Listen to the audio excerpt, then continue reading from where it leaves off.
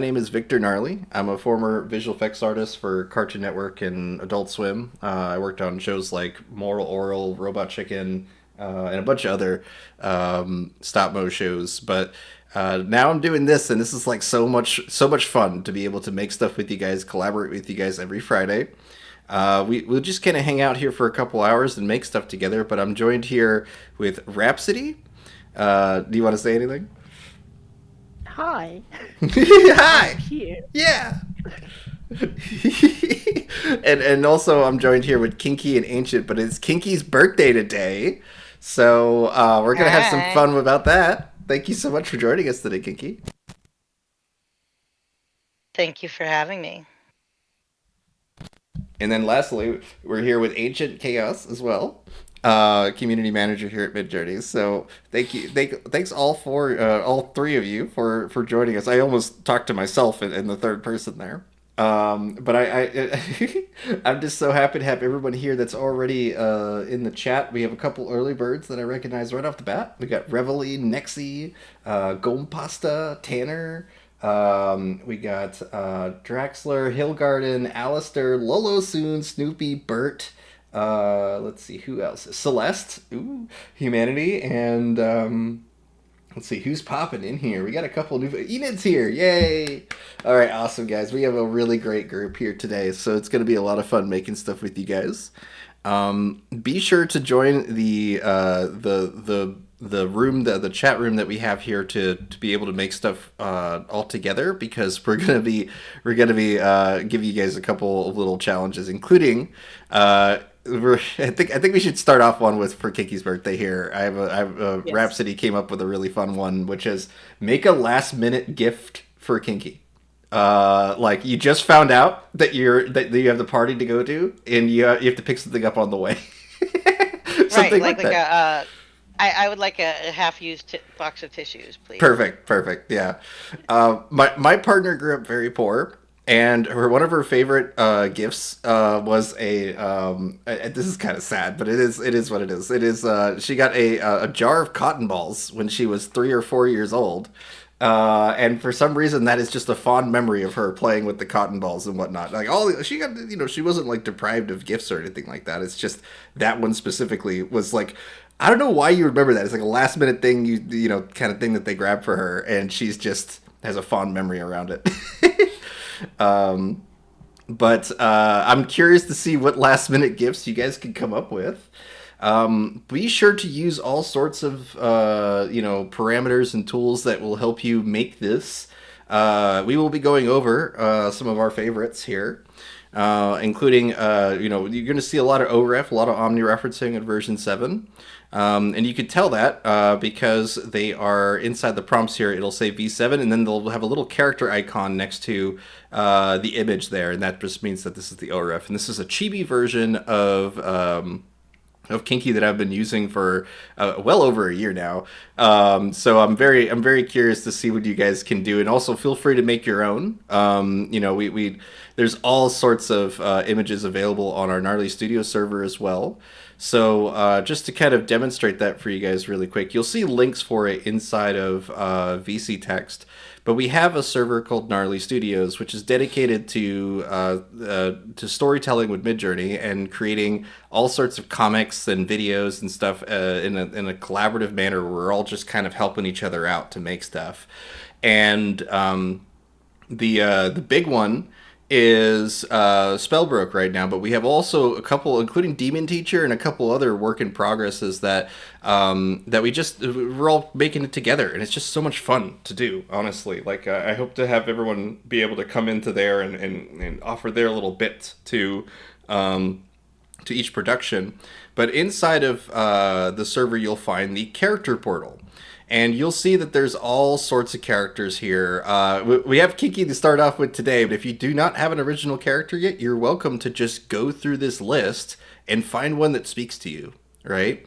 And then they'll include instructions about how to generate that character, as well as a place for you to post the results, like your favorite results of that. So, like if you do Veradros, for example, here, you'll find all sorts of images of Veradros inside of his thread here, and you can use those individual images as omni-references to create unique derivatives. But we highly recommend that you post the results to each thread so that you update the creator. And that's the best part about submitting a character to the character portal is you will get updates whenever other people like use your character and really like what they make with it.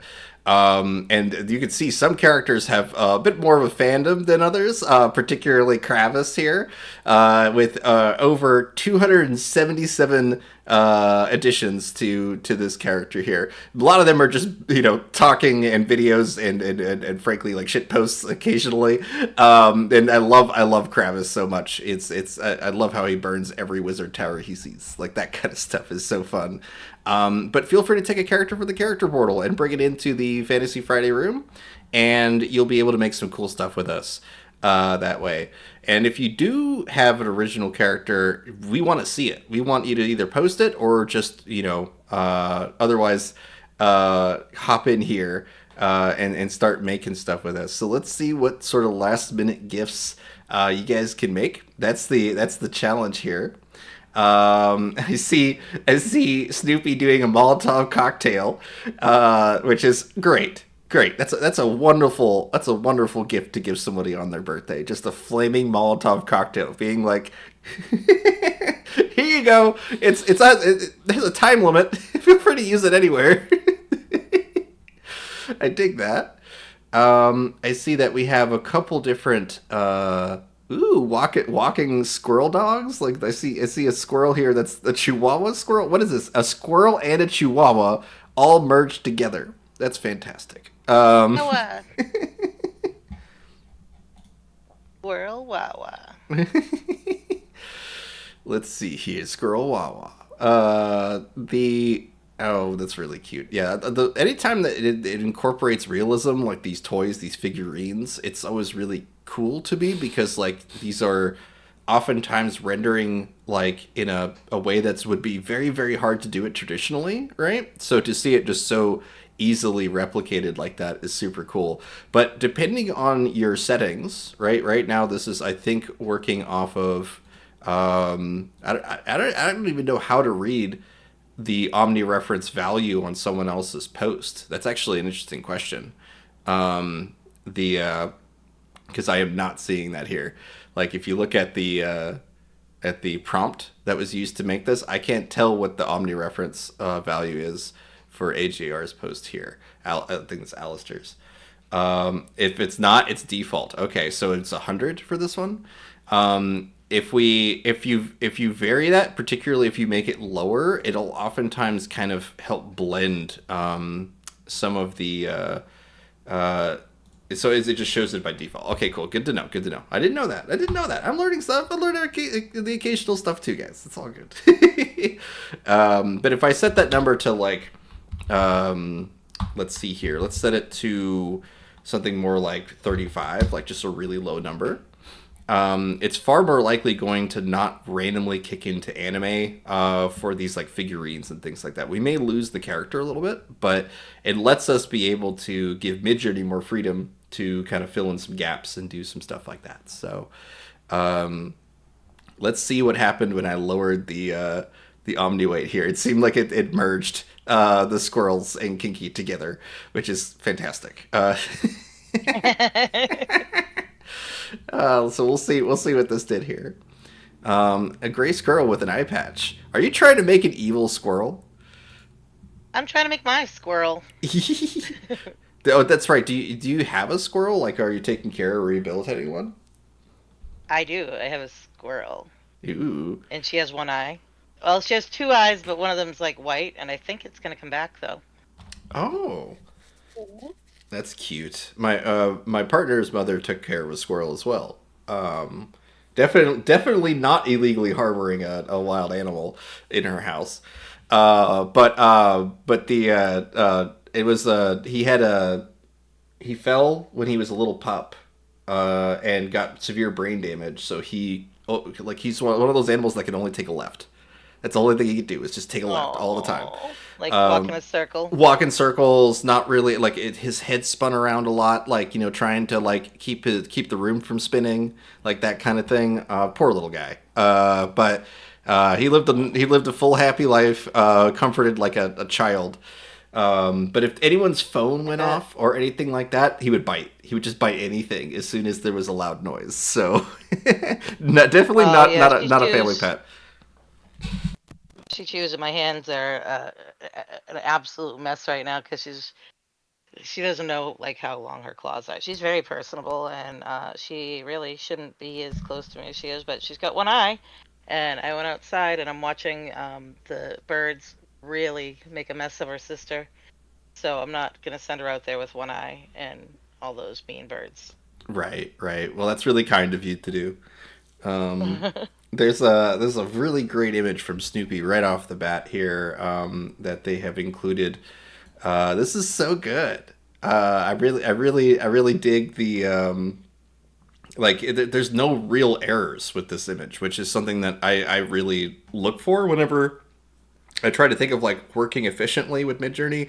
I find it to be faster to re-roll rather than to fix images, right? Like you can get married to an image and feel like like if it's something that can pull you through to the end of the project, right? Then yeah, go for it. Get all the manual editing you want into the image. But when you really get a feeling for when you want to keep rolling and when you want to kind of commit to an image here. And this one I think is one of those that you found. Good job, Snoopy.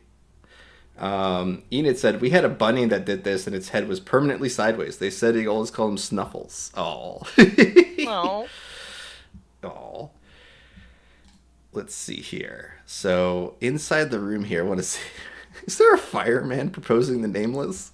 What's going on here? What's going on here, Snoopy? She head off. She had a phone. She heard a phone go off. So now she's biting a firefighter on his leg.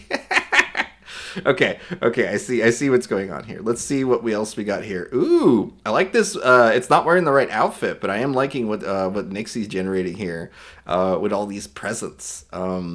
Definitely should. That's what I wear when I'm not game show hosting. Oh, I pretty see. much close to my regular clothes. Good. We got to get that glitter in there.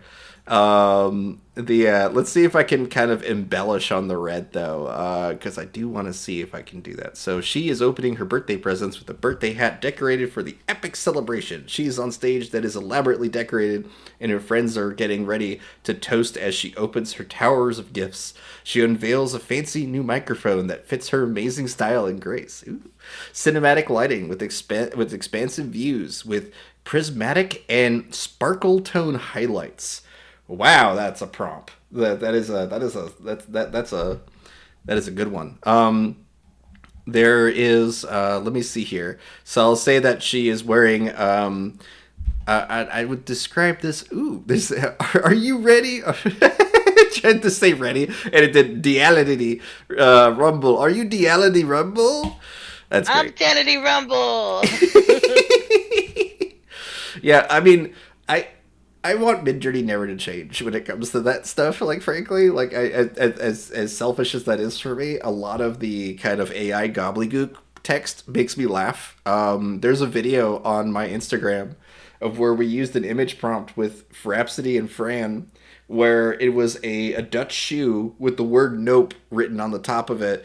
And when I sent it as an image prompt to Midjourney, it gave me back a like it clearly was not a shoe, and it just wrote the word "nope" on the top of it, and it felt like a communication with like another kind of intelligence via visual. It was so bizarre and silly, and it's on my Instagram if you want to see it. But oh my god, it was so funny to me.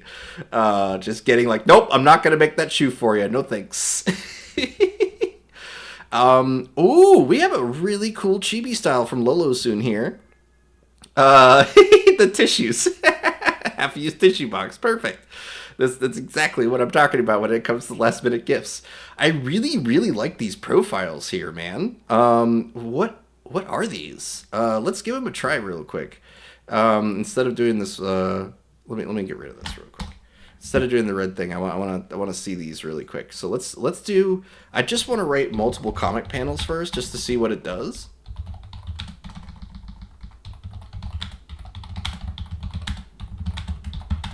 Let's do 2-3. Let's see what we get off of that. Because that's really fun. Um, oh, that's right. I still have Kinky inside the prompt here. This is a good little chance for me to kind of bring in and wrote. Wait, Lolo just described them here. You said those are an old cartoon plus a black and white sketch mood board. Neat. The results are really really cute. It definitely feels like kind of like a looser, faster sketching method that like is actually really popular online. Like the main thing to remember is that people really want to connect to pieces that speak to them as themselves, right? So like the more minimalist you can make the art, the more it's going to connect with a broader audience. I mean, even just showing this example here, there's only line work, some red that's done to represent the character here. So Kiki could be any real race, any demographic in this sketch here, to where it's a lot more broader appealing to have this more looser style. And with the added benefit of the looser, sketchier look, you can actually bypass some of the kind of like AI stigma that comes with it, because there's something that we've dubbed overproduction, when too much mixed media realism seeps into your work. That sort of overproduction is something that people will catch on to, and more so moving forward. In terms of did Victor's stream fail or did my internet? Yes. Oh, did my stream fail? What happened?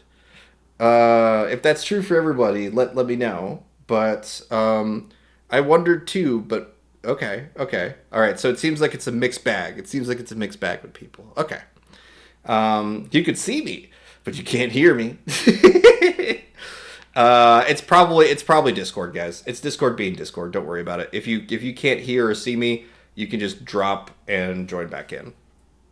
Um, the You might even need to force close Discord. That's happened before. So cats do eat it. Yeah, cats eat all the internet. They clog it up. They've clogged up the internet for good now. Um, but what I was speaking towards though was that if you can create that looser, faster sketch without having any of the kind of slop or errors, right?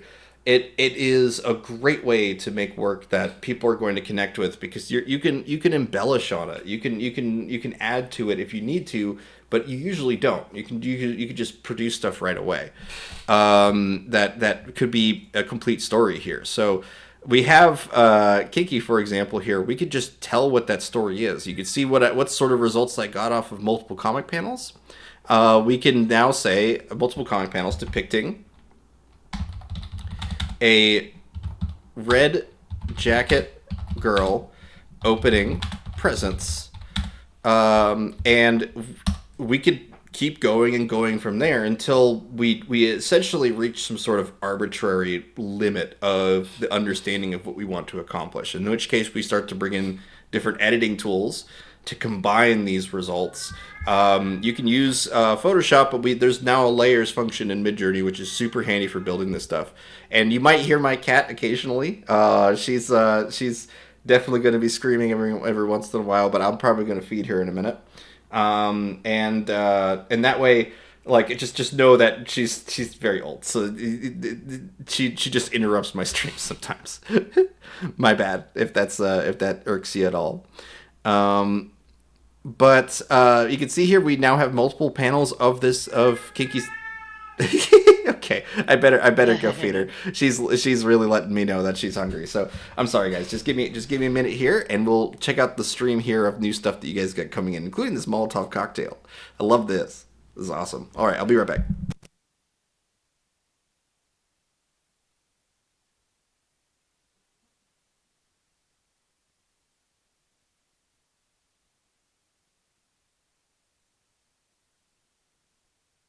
Oh, I see Rhapsody has done her little thingy.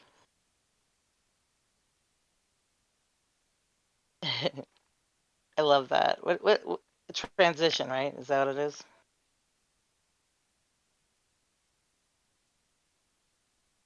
Rhapsody is quiet. Can anybody hear her?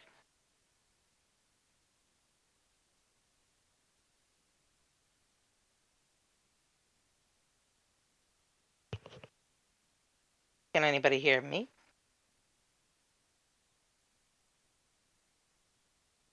Okay. Let me. Rhapsody, I don't know if you can hear me, but nobody can hear you.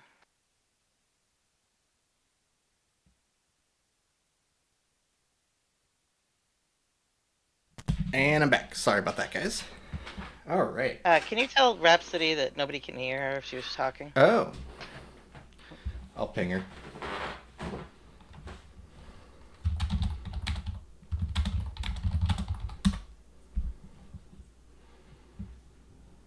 Let's see here.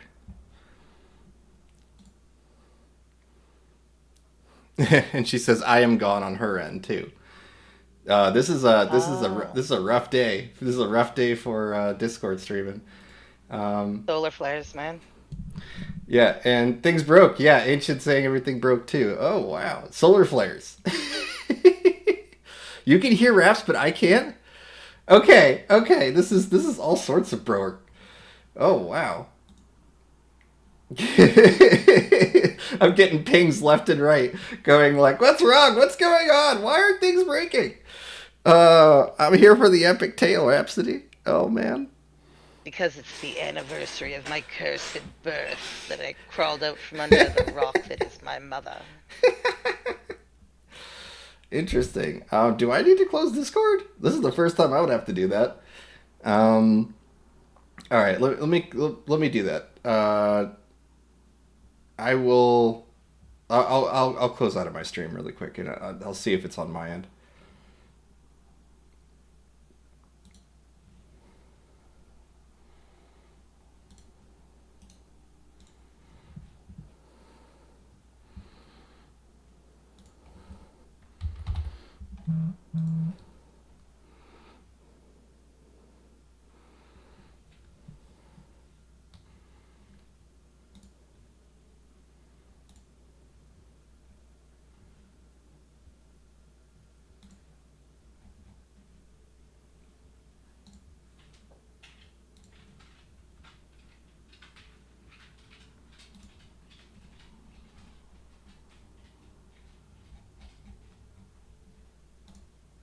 Camera that is. Now I can hear. Now I can hear Rhapsody. Welcome back. The streams have united. Split worlds have been Yes. put together. As I was saying when you guys couldn't hear us, we're not supposed to cross the streams though, so instructions unclear. Yeah, we certainly crossed the streams. There's a whole bunch of stuff went wrong just now, and I have no idea what started it. All right, we're back. We're back. You guys remember that movie We're Back? I loved that movie as a kid. Same. It's just like, yes, I want to see dinosaurs brought to modern day era, and they can just do everything people can for some reason. It's like, I have to rewatch it. I can guarantee you it's one of those movies that probably lives a little higher in my head than in reality. It's Don Bluth movies, so Yeah, it, the animation is incredible because Right. it's Don Bluth.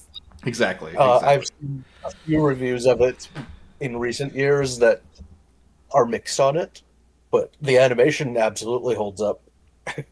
Yeah, I really want to dig into it again, and I remember the movie that made Don Bluth's career kind of fizzle a little bit was the Green Thumb in Central Park or whatever.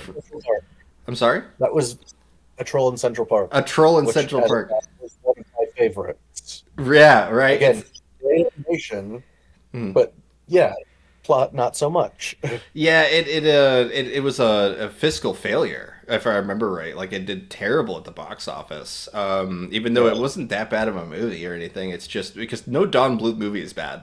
Like it's just they're not bad, but they have different varying levels of like value to the stories. Like you're saying, like it's I like Five Goes West, for example. Everyone assumes it's a Disney movie, and it's not. And it's just I don't know at what point. I don't know Don Bluth's history too well, like especially earlier stuff. But I was just such a big fan of The Secret of Nim. Like that's by far my favorite movie.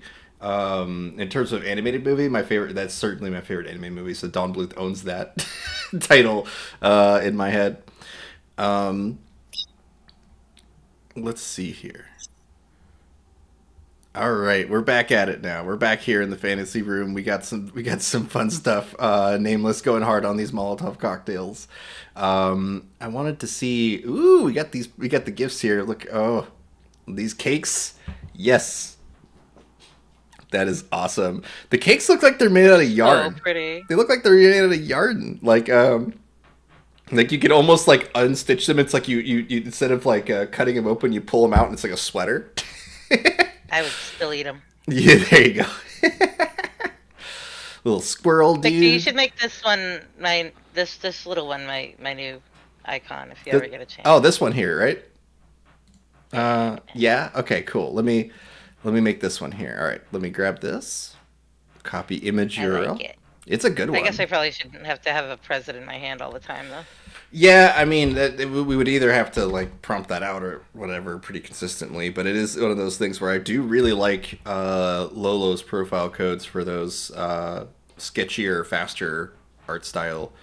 Um, I hear that a lot with the comic artists too, that their high effort works don't really get nearly as much attention as their faster, like rougher stuff because it's more like you could feel there's more emotion on the page, in my opinion, when that is drawn like that. And I see some of that within that profile. So we can do that pretty quick here. So I just grabbed a copy of that image URL. I'm going to paste that image URL into the Midjourney bar here and then drag that over to character referencing here.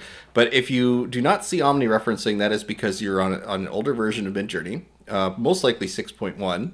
But if you switch to 7 by clicking on the little menu button here, switch to 7 and you'll see that it switches to Omni referencing. And that will let us be able to use the new version of Omni referencing the new version of referencing tools here that lets us be able to like really go beyond just characters. So for this here, I'm going to say that this is multiple comic panels depicting her opening a present and a squirrel with an eye patch is inside.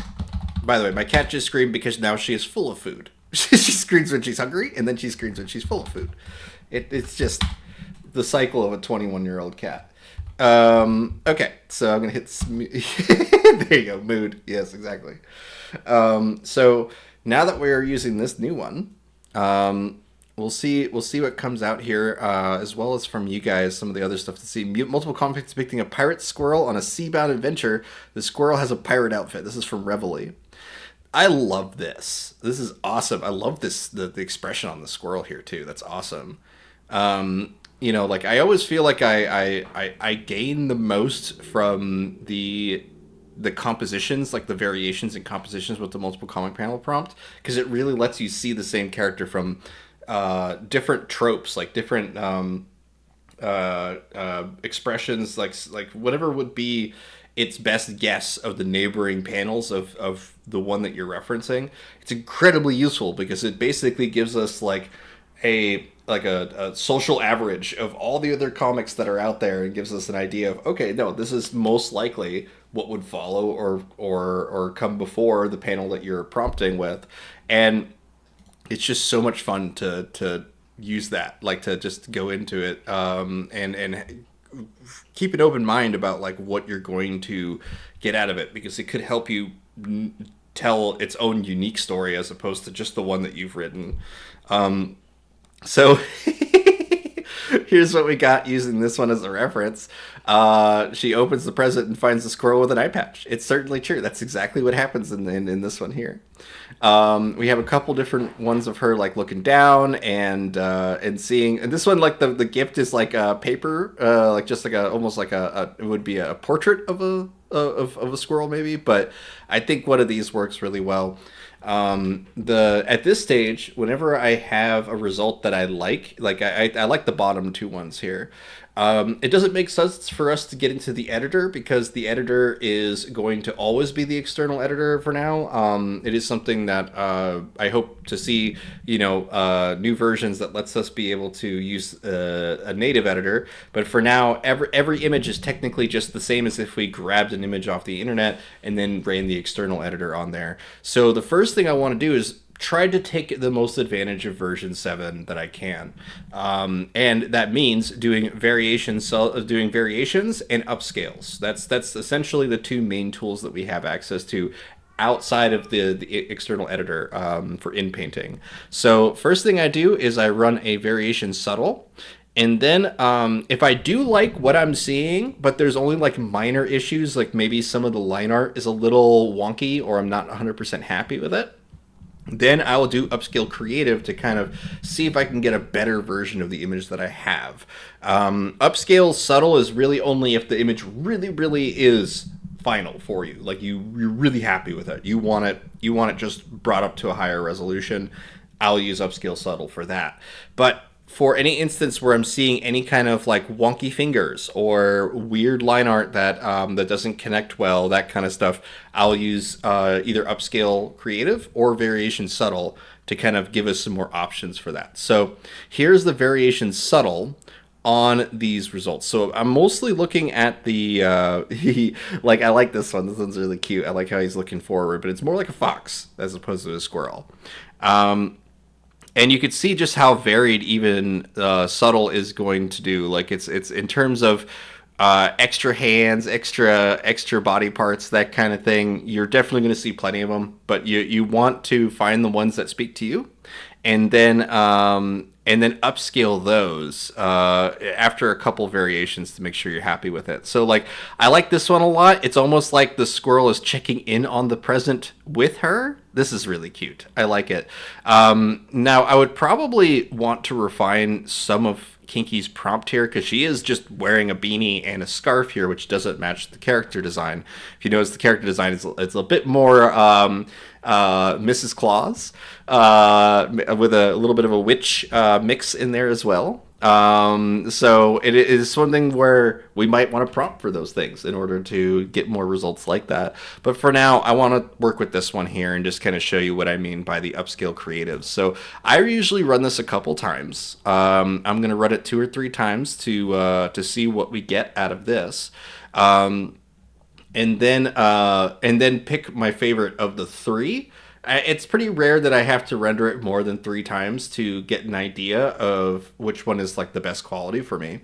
But as we, at least from my experience so far, I've learned that we largely see upscale creative patch most of the problems that we can have. It also can create plenty depending on the use case. Like for example, if I am doing any sort of anthropomorphic character, it's very often that there'll be something mixed in there that is no longer that animal or that person, or just includes random elements of either creature. Just because at least from my experience, a lot of upscale creative is reliant on seeing the existing line art and trying to like do something that makes sense within the composition, like how variation subtle used to do for version 6.1.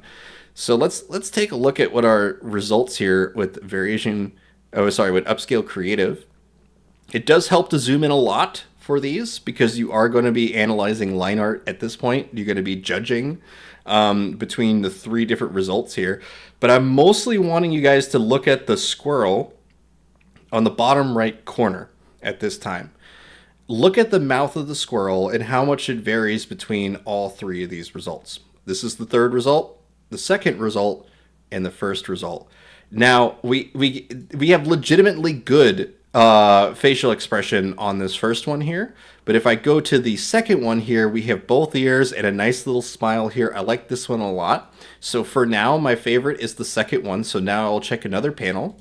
Let's see here.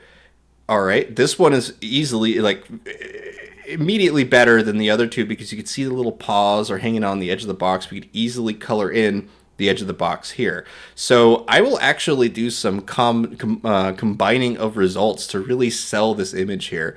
You know, it's one of those things where in order to do this, we can use the editor to just slap these together.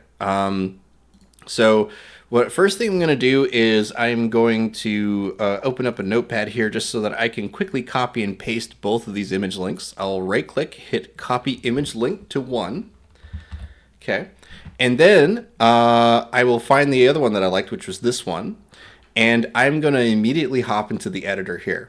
And so now what I'm going to do is I am going to open up the layers function on the bottom left corner here. We're going to hit add and then add from URL. Okay. Paste that URL into here. And what that's going to do is it's going to give us our second upscale creative result on top of this. So we can actively see that at this point what I'm going to do is just start to use the erase tool here. Where is that? I am blanking on this at the moment. Erase, there it is. So I will come into here and start erasing everything but the top right panel on this image here. You can see it's a very subtle difference between them because it's just the difference between upscale creatives, right? And now we have effectively combined both results. It's a little hard to tell. You have to look at the bottom left corner of the image here to see where I have deleted because these images are overlapping perfectly with each other. So at this point, we can download this image in order to compress them down, or we can just go ahead and create some new element here or in-paint something to compress these down. So like, for example, she has multiple hands, multiple right hands, and there's a little bit of excess line art on her right hand here. So I'm actually going to go into erase here. And we are going to erase any excess on both layers. So we have to kind of click on each layer, and then you'll notice that it creates the alpha channel boxes as soon as you do carve all the way down to the canvas. So let's just go ahead and fix the little issues that I'm seeing here with the wrists. Okay, a little bit in the hand here. In the box, and then maybe we can even fix the bottom of the squirrel here. Like we have to go jump up to layer 1, and I want to see if maybe we can fill in this edge of the box that's just underneath the squirrel here, and get him to properly be holding on to the edge of the box. So now we need to jump to layer 2, clean up this little part here. There we go. Okay. And we do see that there's also a hand on the present here. So let's go ahead and remove that. 1 and 2. And that's it. So now we can go ahead and submit this prompt as is, but it's going to give us an error. And the reason why is because OmniReference has a weight that's inside of this prompt. And again, we are using the external editor, which means that it's actually version 6.1 of Midjourney. So that means we need to rewrite this prompt to include -- version 6.1. And now we can hit submit on that. I didn't need to change the prompt at all because we're not doing anything different. We're just cleaning things up. You can even delete the prompt entirely and just put 2 quotes. This will essentially create like a no influence cleanup. I really like using what we've called void prompts in order to clean stuff up, because it's just going to look at the art itself and like kind of patch things up. So I dig that. And now I see that there's more stuff inside the chat here that we're gonna have to check out. But I want to show you guys what this looks like first. So there is this bug right now where sometimes you get a failed image result where it shows this sort of like in progress. I've had it happen that they'll come back later and fix and like just show up as finished results. But for now, you can easily just resubmit it and it'll do the same thing. I also learned from somebody else that they didn't know this, that because we are jumping back to version 6.1 whenever you're doing in painting, that also means that you can just use Niji 6 as well. So, for example, here it says version 6.1. We can just use Niji 6 to patch up any sort of anime aesthetic that is inside your result. Sometimes some certain characters just work better, at least for version 6.1, to use Niji instead. So you can see here that patch did a pretty darn good job fixing up all the results here. And because it is we've ran that prompt, we've filled in all these little gaps and holes and stuff. Now we're back down to just one layer, and we can choose to upscale to gallery, or we can and look, it even fixed the underside of the squirrel, like where he's holding onto the box. That's actually a luck. Like we got lucky with that one. That one's really cool. So at this point, we can, if we're not happy with Kinky's outfit here, we can also use it as an image prompt and just update the character entirely. So there you go. There you go. That's my little introduction of how to do comic panels within the Midjourney editor. I'm lovely. I think it's very cute. I think this is a very cute rendition, and I do love the fact that you're using one of Lolo's sketchier versions as well. Let me hop ourselves back to the room here. I first somehow managed to kick myself out of there. There we go. Ooh. I just saw you prompting it, and I was like, I like that. It's very good. Like, let's see here. This is the original character sheet that we had come up with over a year ago. It's been a while since this one came. I think this is version 5. If I remember right, this is version Maybe it's 5. time to make a new one. Yes, it's very, very old, and we do have to make a character submission, like a portal submission for Kinky as well.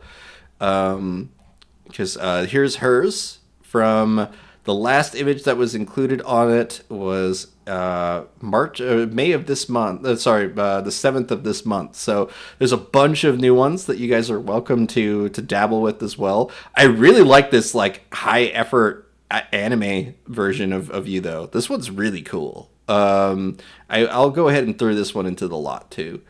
Let's do that.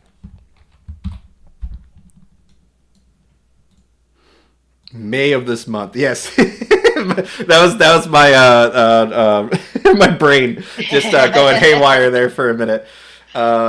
Let's see here. Yeah. High effort anime. There you go. I found out today that I share a birthday with a very glamorous celebrity, Rudy Giuliani. That was cool. High effort anime depicting her talking to Rudy Giuliani. Yeah. We'll keep the politics out of here, but it is funny though. That is a unfortunate coincidence. I'm sorry to hear that. Yeah, last I knew, I said I was super close to like JFK and Marilyn Monroe, but now I got that guy with me too. You also share your birthday with my aunt. Oh. I just came here from her birthday party. Why did she? you? Yeah. Yeah, that's amazing. And what is it? How many people were there to validate having as many pizzas as you had to pick up? Oh wait, I've got a photo for you.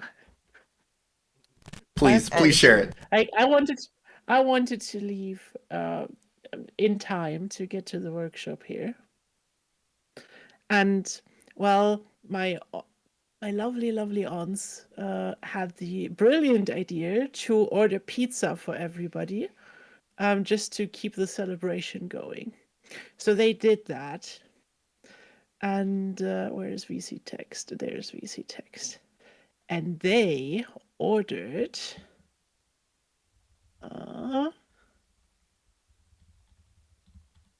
11 pizzas. Oh my. Oh my god, that is a lot. Oh my god, look at And how many that. people were there? 11. 11. Oh, so everybody got their own pizza. Yeah. Hey, That's a I do not blame them. that's an easy way to get everybody in a food coma by Mhm. the end of the day. Oh Yeah, my god. it My is. son can eat it. And My 13-year-old can eat a pizza to his head, and and then I wonder why I wanted a piece. So I definitely, and they don't make pizza like also they used to. also 11 pizzas, of course, took 2 hours for delivery. So I was stuck there, nervously waiting if I can make it in time to the stream here because the delivery didn't show up. Oh no. Oh, Well, we're glad you made it, of course. Yeah. definitely. And that is a whole load of pizza. I would have so many leftovers because I know that I would order pizzas that people wouldn't want to eat. Like just Yeah. a whole bunch of like I don't order like pineapple on pizza and stuff, but there is a place nearby back in Kentucky that was really known for it's really bizarre pizzas, including having weird ingredients like rice. Uh, and it was really good though. Like rice, like they had an all carb pizza, which is awful when you think about it, but it's literally pasta, rice, and bread, like all on pizza. It felt like one of those Brazil pizzas. But it is a pizza place in the middle of a national park, which is really interesting too. You have to drive out to that one, and it's worth it though. It's called Miguel's in Kentucky. If anyone is nearby in the state of Kentucky at all, go to Miguel's because you are going to be very happy. It's also a rock climbing spot, so if you like rock climbing, you're going to dig that there. Um, I got one result of when I said Kinky, a high effort anime depicting her talking to a U.S. politician, and this is my favorite result out of those ones though. Like this is definitely a fun prompt to mess with, so I'm gonna post this Happy one. birthday, Mr. President. Yes, yes. Oh man, Marilyn Monroe, the entire like goth Marilyn Monroe. Love it. That's a fun prompt in itself too. Let's see here. Okay, we have multiple comic manga page of a witch girl wearing a red hat receiving a gift, and this is the kind of prompt that you really want to, you know, hone in exactly what you're writing here. And you did a good job here describing the core elements of this image, and you just kind of find any sort of inconsistencies with those results, and depending on what you're after, it all just depends on how much you want to fight with like the profile codes of the mood or the mood boards that you're including as well. Like for example, this is definitely going like with the black and white profile from Lolo on here. Asking for a red hat is conflicting to what's in the profile.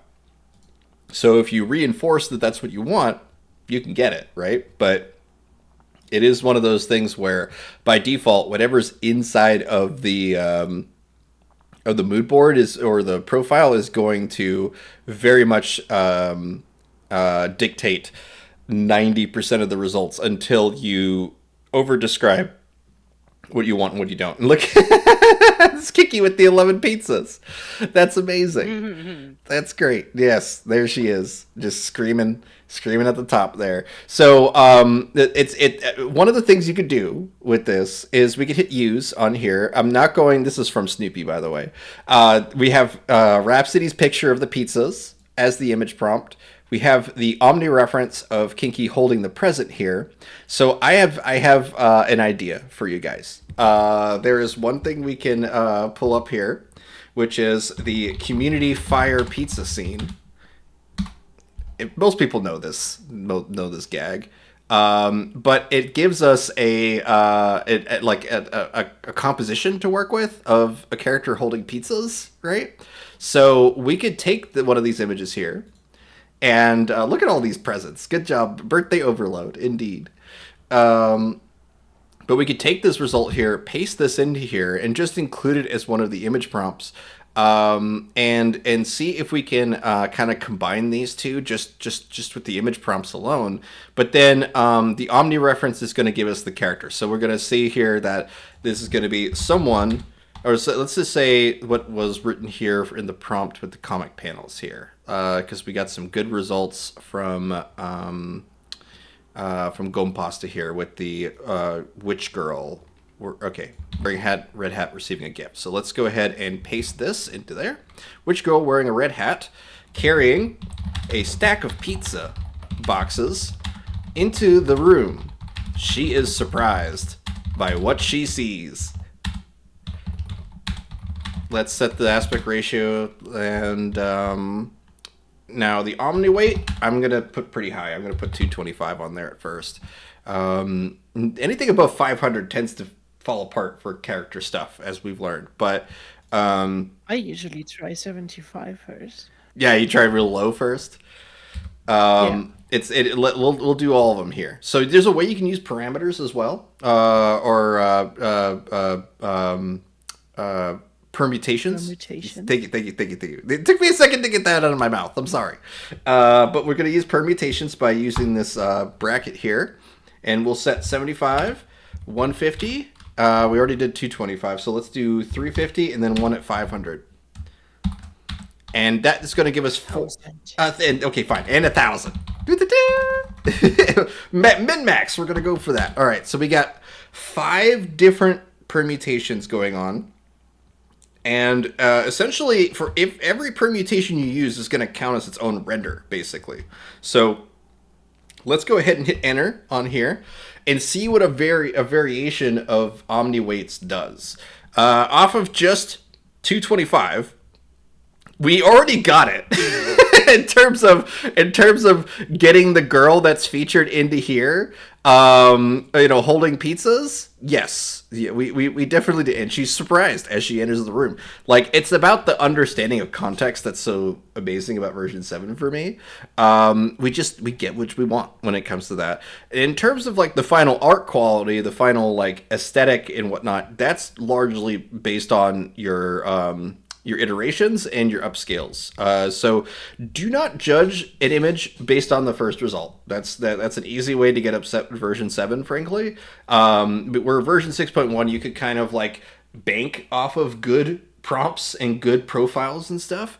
With version 7, it in my opinion, it takes some work to kind of get through the sheer potentiality of everything, because it is so much bigger that in terms of its ability to kind of paste things together, make things work, that kind of thing. With more options comes more problems. And so at least that's how I have kind of registered in my head about how to accomplish this, like how to use version 7 successfully, is just to understand that more things can go wrong with more utility and opportunity for you inside of the image generator. So let's see what the variation of omniweights really did with our results here. So first, let's go for the lowest number, which is the 75 result. Let's see where that is. There it is. So let's take a look at these. She's definitely carrying the pizza and a little bit like happy surprise, like surprise party. And I see that she has the hat on here. That's 75 seemed to work pretty well. And let's see what happens when we bump it up to 150 here. We could see we are losing a little more of the character, I think, actually, as we went up to that. But 350, it comes right back. Like, it's really hard to predict what version 7 or omni-referencing is going to reference at different values. At 1,000, I don't recognize Kinky in these at all. Like, there's no red outfit or anything like that. But then if we look at 225 with an image weight set to 0.6 from Gompasta, it's immediately better by lowering the image weight is too much, is right? Enormous here, yeah. Yeah, and it really does help to drop that image prompt down to make sure that you do not get influences of the character. And the thing is like, because we are kind of doing some, we're working with a black character inside of the image prompt here, it will influence the skin color of the character especially when you're using something like this, where it is a blank canvas when it comes to the interpretation of the race or skin tone of this character. So image prompts are largely going to fill those gaps. So by lowering the weight of the image, you can have less influence of that. And this one's perfect. Like it's great. We might want to start to let's see here. Let me grab, like, this one is good in the sense that we have the outfit right, but I really want to take one where I feel like it's like 90% there, and I feel like this one's pretty close. So let's go ahead and hit edit, and every one of these. Okay, so this is an issue that I tried. I'm glad this is happening live on stream here. The could not find image bug. I've had happen a couple times with me now. So look, there it is, just going live, just doing its thing. Let's go back. Boop. And let me see here if I can just grab the image, copy image URL. Okay. I want to make sure that I paste that somewhere so I have it, because I need to actually copy the prompt here. Copy job ID. Sorry, prompt. I keep wanting to do the job ID. We copy the prompt here. Now I'm also pasting that into my notepad here. So I have both the link to the image and the prompt saved out here. I'm going to go into edit, and then let's already upscale this one because we really like that result. I'm going to go to edit. Come on, edit. And then hit new image. Edit from URL. And now I'll paste the URL of that image, because now we're not going to get that fail to upload error anymore. And now I'm going to take the prompt that we copied and paste that into the prompt bar. Okay, you can see it auto-filled all the images, because if you click on the copy prompt function, it copies all the images as links. Very, very useful. But now we could just make the corrections for her outfit because it's inside of the reference here. And we will need to update the prompt for version 6.1 as well. It is kind of funny to like walk in and she brought more pizzas to her own party because there's already pizzas out here. That's pretty fun. But I'm just going to worry about the outfit for now. We need to change this to omni weight, from omni weight to character weight. Let's set that to 90 or 100. Doesn't really matter. But 90, 85, 90 gives you a little bit of wiggle room when it comes to getting the art styles to match from the very realism of version 7 by default without style references to to whatever is inside of your character reference there. And then I have to write version 6.1 to yeah, that's right, we have to get rid of the aspect ratio for edits. There we go. It'll warn you 90% of the time whenever there's something that you need to fix about your prompt. But we're going to just let this go. You can see that we have the character weight doing just fine to, the character reference doing just fine. Even though it says omni reference on there, it's smart enough to recognize that we are actually wanting to work with character referencing. But we are getting this bug again that's causing images not to render completely. So I'm going to hit submit on this again. And I'm also going to do one with Niji6 as well. Okay. We'll see how these ones render. Okay, we got some renders here. Okay, yes. So Niji 6 seemed to have filled in the red outfit a little better, but she's not holding the boxes in the right way anymore. So with this here, I'm going to emphasize on the red outfit and get rid of these image prompts, because the image prompts are actually really mucking up this process here now. Kind of forgot to do that, so let's do that real quick. So we have these results here. I think the Niji 6 one gave us the most consistent results, but I want to go back to the version 6.1 here because it's better at holding the boxes. Usually that's how it is. Version 6.1 is better at like kind of recreating reality, in my opinion, while Niji 6 is much better at doing anime tropes and manga aesthetics. So let's go ahead and get rid of these image prompts. Ba-boom, ba-boom. I'm going to keep the character weight onto there. We're going to inpaint this again. I could use the previous one, but I'm just going to go with this. It's fine. Okay. And now that we do not have image prompts, it is far more likely to give us something much closer to just what's inside the character reference here. So let's see. We could also double down and start writing more about her outfit inside of the prompt to add, to just make it more likely that we are going to get the results we're looking for. And we should, because Orif is going to latch onto what is written. Yes, especially when we see in painting for version 7, for sure, absolutely. So like, let's do which girl wearing a red. Otherwise, on the other side, forget about it. We're again on version 6.1, so Orif isn't going to work here. Yes. But yeah, writing her outfit will double enforce in version 6.1 what you want to see in the prompt. So it's going to get the character reference and it's going to add the words on top. So giving it more weight. Yes, absolutely. And you'll notice this too whenever you're working with multiple characters, that sometimes you'll need to include the fact that there are multiple characters in your prompt in order to make sure that it understands that you are wanting to in-paint certain details into certain characters. So if we there we go. We got her red jacket. You know, it's a little dark, a little more burgundy, but her red jacket is represented there now, and it's there. So sweet. I'll just upscale this to my gallery. Let's hop ourselves back into the fantasy room here. Chat and lobby. Fantasy Friday. Here we go. Oh my god. There's some really good ones. This is one of those situations where you where at least reason your approach of going, all right, let's just screw referencing entirely and get us like the setup, right? And then maybe in-paint Kinky into that. That is a completely valid and solid way to use Midjourney, because you're more relying on Midjourney's internal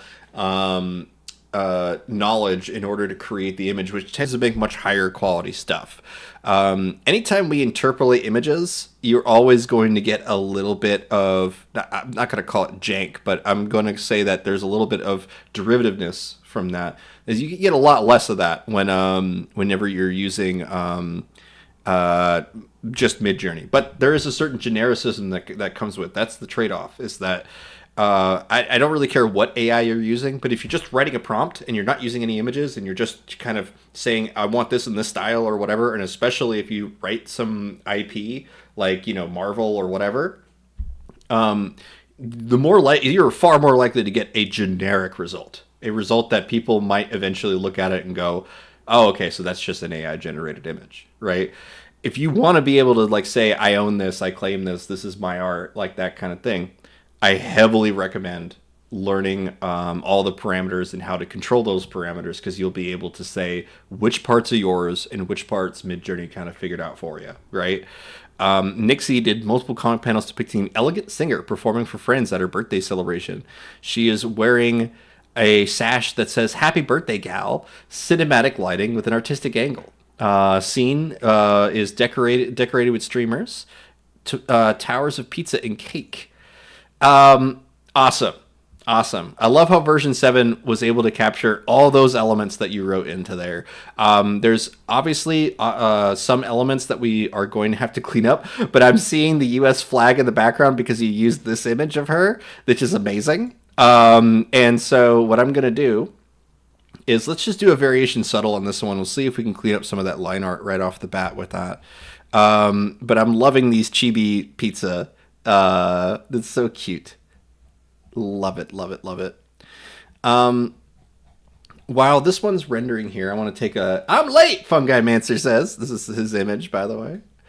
Fungi Mancer's here, which is good because I'll be able to give a little bit of a Spellbroke update then. It's good to see you, bud.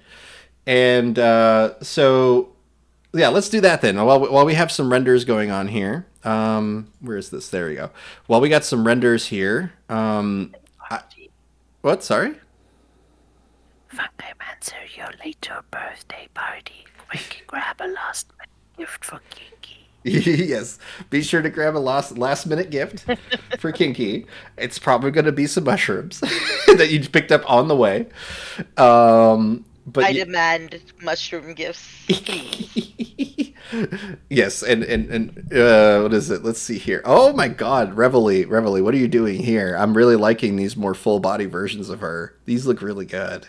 But let's check out my render here first. I keep saying it. I want to look at it first. Okay.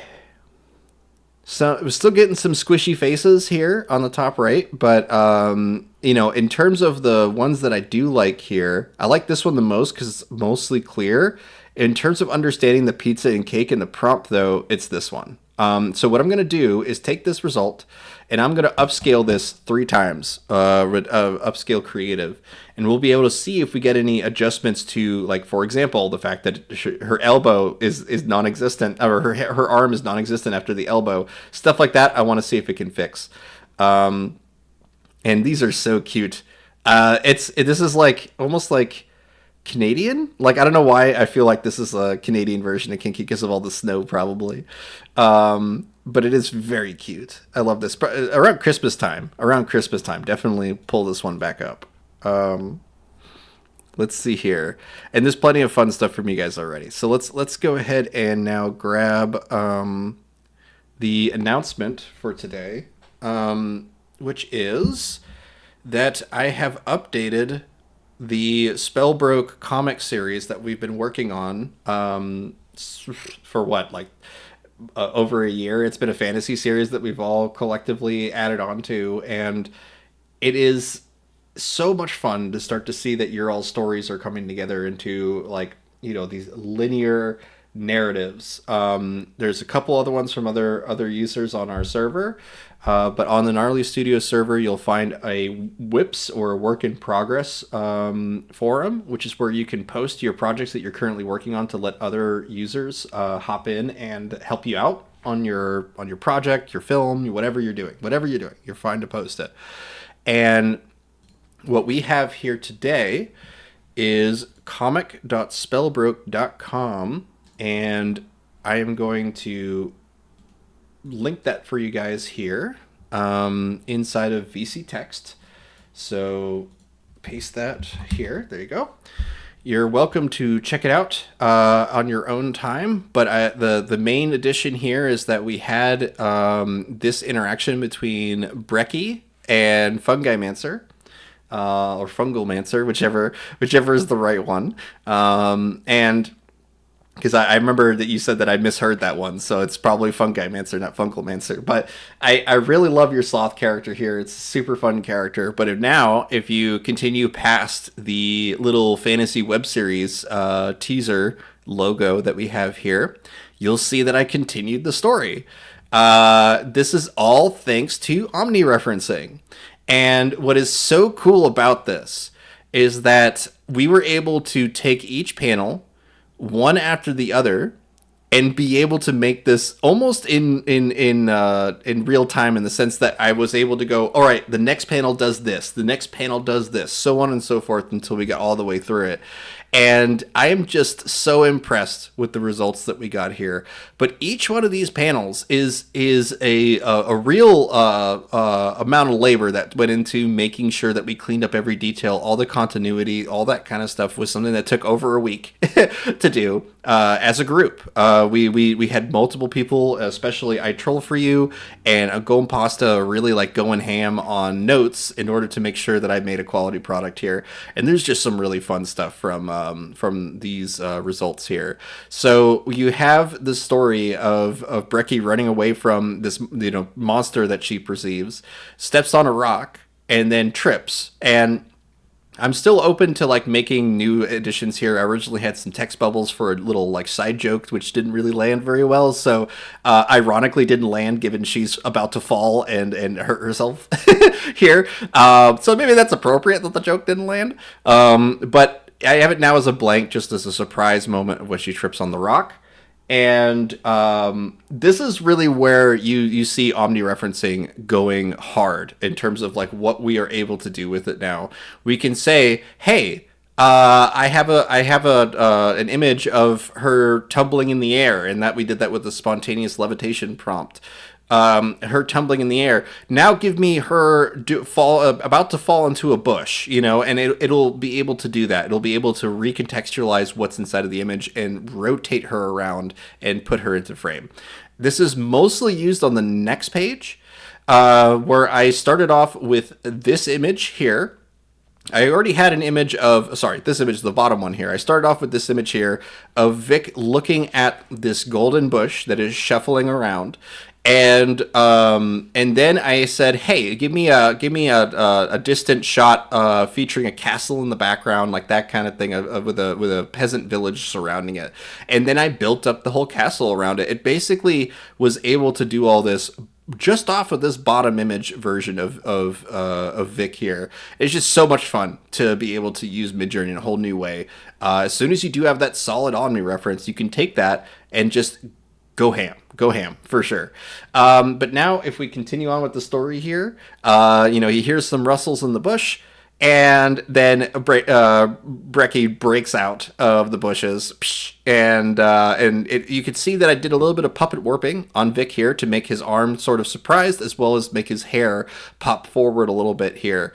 And then this was a lot of fun to make as well, where Brecky, this is a separate prompt of Brecky, another spontaneous levitation prompt where it felt like she was being thrown to the side, which is perfect for what I needed. I then used Photoshop Beta to include all the leaves and the sticks. I basically highlighted over the clouds and said, sticks, leaves, and other foliage debris thrown into the air. Whenever you see motion lines, I draw those. Those are not generated at all. But at any of these kind of like motion blurs, like these sort of oversaturated motion lines that are back here, that's actually done by copying the character and then stretching a blurred version of them with a blending mode. So I've shown that on my Gnarly Studios streams. Sometimes I'll stream on Saturdays whenever I'm kind of dabbling with comics, and I was showing that off to a couple of users there. So it's a lot of fun. It's a really fun way to illustrate motion, and also it's fast. I just really like that it's a fast way to do it. And then lastly, this is the last page of my additions for today, because I have a couple of prompts that I've mocked up for the next chapter, or not chapter, but to finish off this first chapter. But I really, really like showing off Vic's powers for the first time with this panel here. So the giant goo stretching out and grabbing him. You guys saw this last week. But I wanted to show it to you guys now that it's been fully color corrected and all rebalanced and fixed, and just all sorts of there's so many changes, and you'll only know those changes if you go to the Whips forum and compare the starting images and what we did. It's easily 2 weeks of work that went into this comic already. So if you showed this to any traditional artist, they would go, that's only 2 weeks for one person. And I'm like, one person plus a bunch of awesome people. But yes, it is fantastic. I am so happy with the direction that we're going in with this. So there you go. Feel free to use it. You can image prompt with these as well. I actually heavily recommend it, especially this panel or this comic page right here. If we copy this, hold on a second here. Oh, come on, get out of here. If I right click on this and hit copy image address, if you click in and you open the lightbox isn't going to let you copy the image link. You have to copy it from this page here. But if you do that, you can actually use it as a style reference. So just paste it into Midjourney here, and you can multiple comic panels. I'm just going to do that as a generic prompt. And if you can include any character you want, if you want to have it in the Spellbrook style. So let's take Flora here. Okay. And it's important to describe at least some parts of your character with omni-referencing. So I'm going to say depicting a brunette rogue wearing a hood. Actually, I'm going to say a hooded rogue. I'm going to say a hooded rogue with brunette hair. And so let's say, and let's give her an action here. Let's say that she is running down the grassy hill. It's important to have at least some element of what's inside of your style reference, because it really keeps the continuity of everything. So let's go ahead and submit this. Actually, I'm going to do, yeah, we'll just go with that. We'll just go with that and hit submit here. I'm curious what sort of result we get off of this just right off the bat. But then, depending on that, I will send it over to you guys inside of the Fantasy Friday room to start messing with here. I see some of you guys are using using Fun Guy Mancer's greetings of "I'm late" as an image prompt as well, or sorry, a style reference, and it's looking so good. That's a really fun way to do it too, where you just take like the your favorite elements of an image and you make that the style reference. Oh, look at this, flying through the air, holding on to a text that word that reads "joke," which doesn't land. Yes, yes, that's hilarious. Awesome. I do see you guys using the default value for OmniWeight a lot. 100 is the one number I avoid the most. I don't know why. I just do. But let's take a look at the results that we got for this one here. All right, look at that. That's awesome. In terms of backgrounds and stuff, this is really good. Like in terms of like just getting us this aesthetic of non-distracting but still pretty aesthetic. That all works out here. So let's go ahead and hit copy and then prompt. And now I'm going to paste this inside of the Fantasy Friday room for you guys. But this time we're going to swap it out and we're going to put Kinky in there. So let's grab one of these Kinky here. There we go. I just have to click on the image and it does it. So that's great. A multiple compact is depicting a red hat witch with a red jacket. And I'm not going to say running through a grassy field. Let's give it a little bit of a new context here. Let's say that it is my for some reason my default is to go shopping at a market, but it's her birthday. Let's say that she is opening a present for, actually, you know what? I think the giant squirrel mount makes the most sense because I remember that from 2 or 3 weeks ago when we did mounts. So why? Also, just let her be partying in the tavern. There you go. Yeah, partying in the tavern. That's so much more simple. Thank you.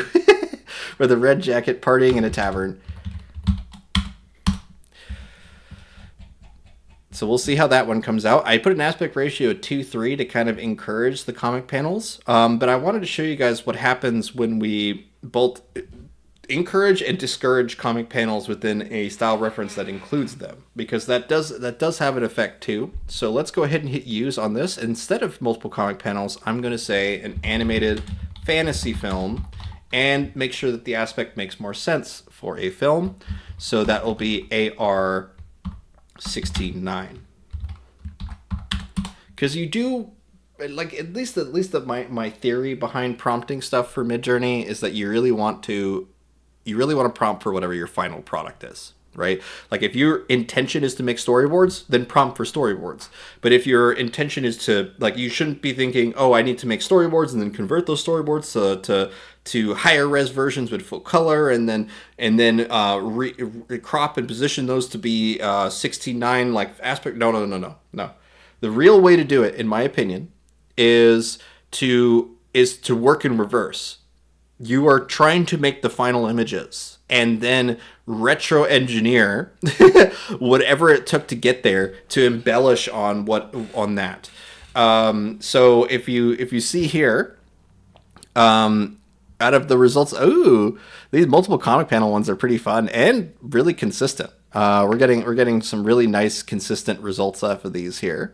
We might want to give her somebody else to be within the room, but yeah, they are looking really good. I do really like what this particular style reference can do. But let me see here. In terms, this is the red throwing squirrels at government officials. Yes, I approve. I approve of this. It kind of looks like she has a plate full of chicken nuggets and a squirrels inside of it. That one's a bit odd. But I do like the flying squirrels everywhere, though. That makes me laugh too much. There's potential in this idea. Let's see. We have Snoopy doing more comic panel ones that we'll be sure to check out. I'm just seeing these right when they come in. There you go.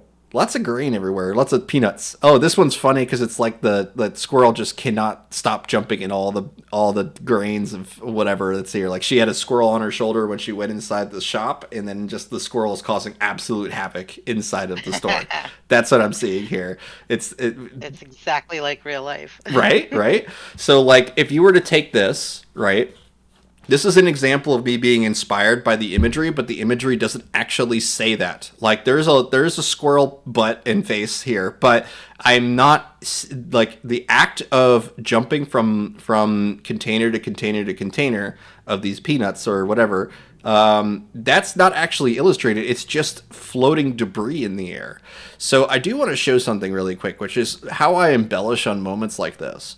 I'm not going to waste time like upscaling this one or anything like that, but I will show you guys something really quickly inside of Photoshop because this is something that I feel like for anyone that has a tablet, it is such an easy way to to get a like a more at least obviously hand-drawn element thrown into your that makes it feel human, that makes it at least in my own experience acceptable within creative spaces, because you're not just generating something and posting it, you're taking the time to not just edit it, but also to make it your own.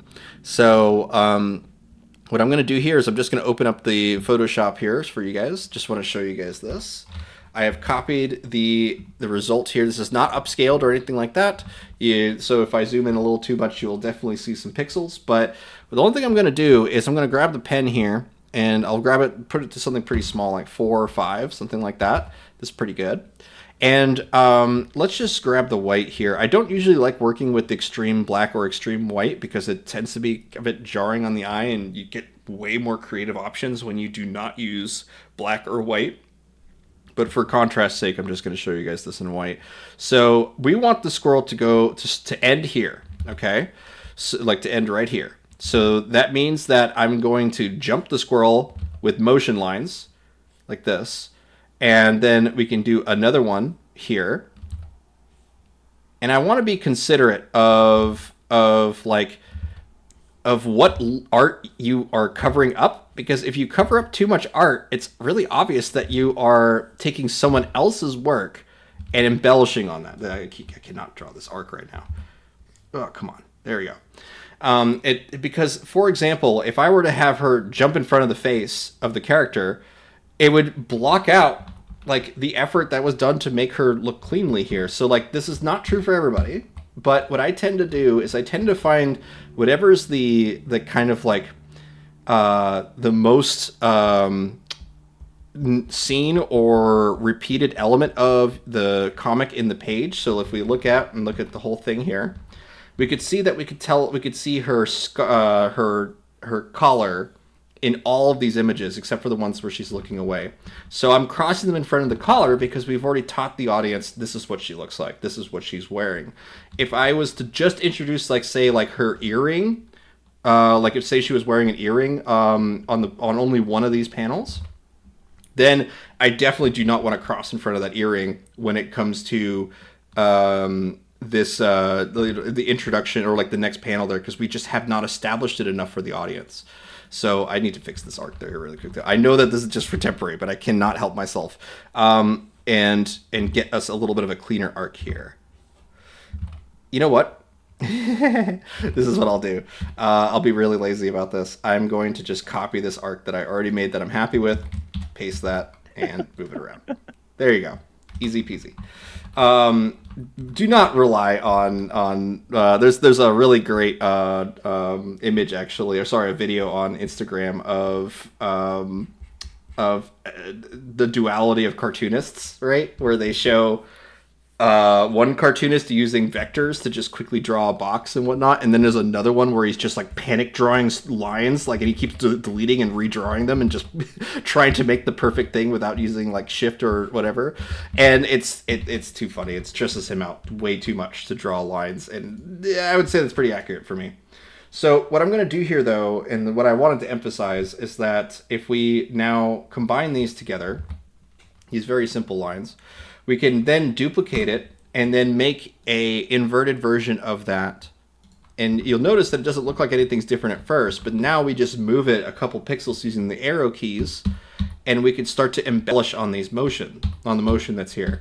And if you really wanted to kind of like not have it be too contrasted from the border here, you can just swap the order of those layers so that the black is on top. Okay. Yeah, so that the black is on top, and that will actually give us a little bit more like, especially if you have dark things moving in dark spaces, I like doing it like this. But for this shot here with the squirrel hopping around and whatnot, we can more rely on this here.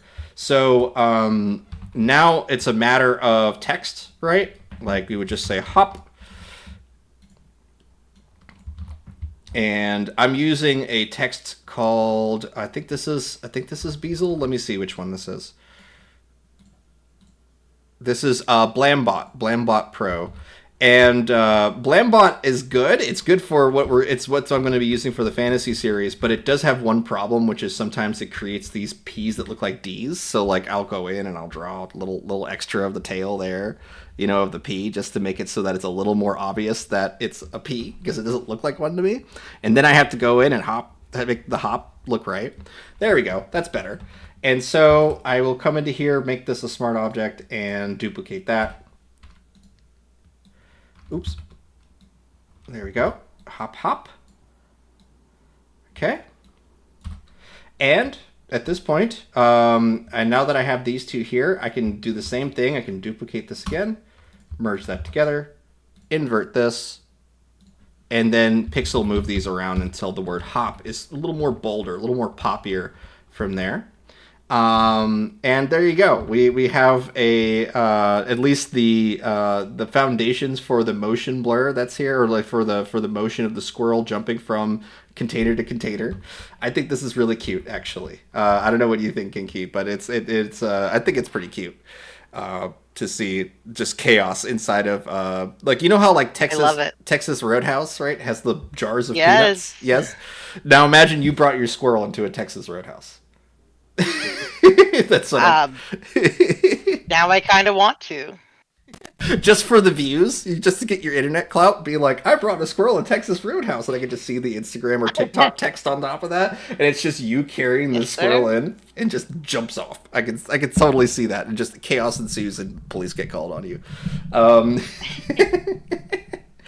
But there you go. Sounds like fun to me. Yeah.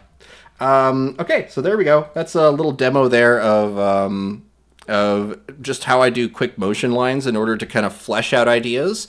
Half the time I don't end up keeping them. I end up going in a different direction with this stuff. So, okay. All right. Well, Kinky, do you want to do your announcements? I can do that. Awesome. You got it.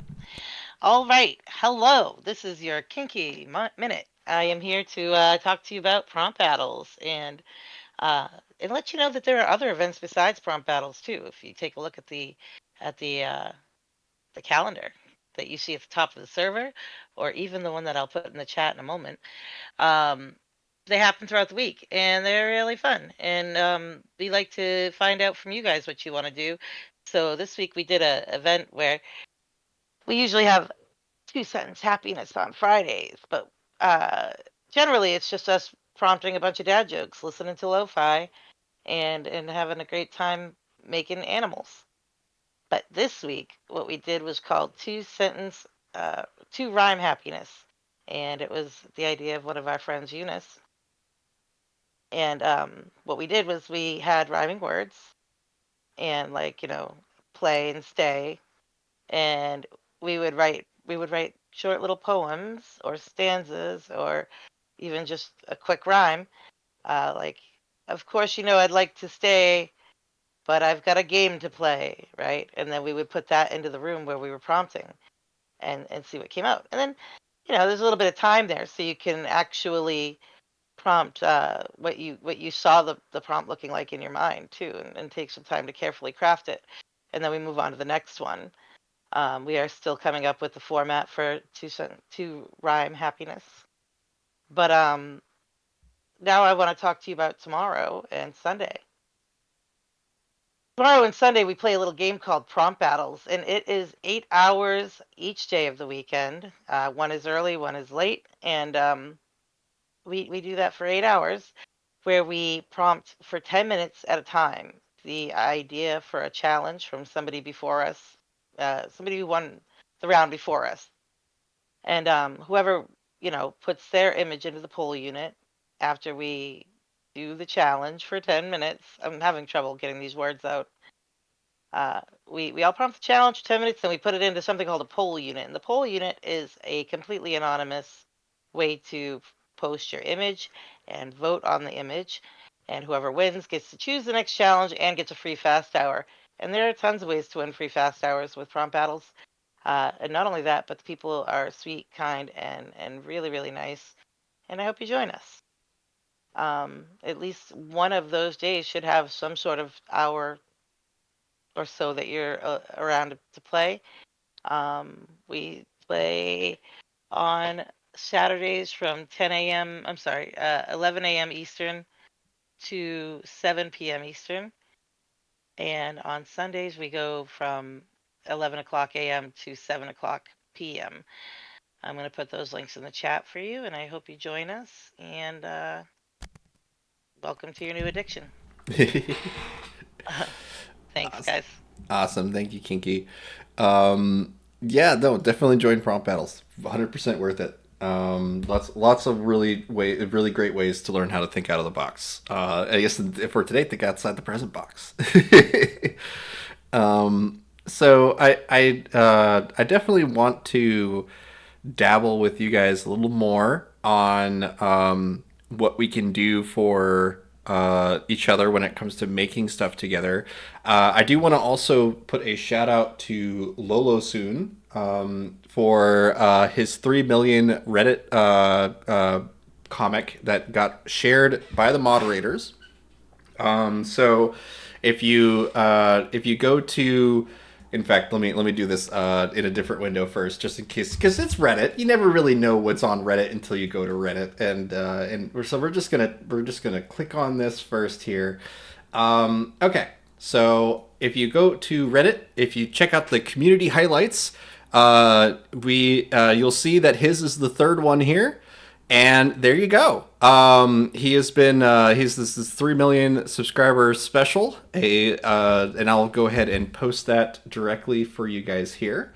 This is awesome to see one of you guys, especially someone as talented as Lolo, being featured by the moderators of r-comics. So I know it's been a long long battle when it comes to a lot of the kind of public reception of AI.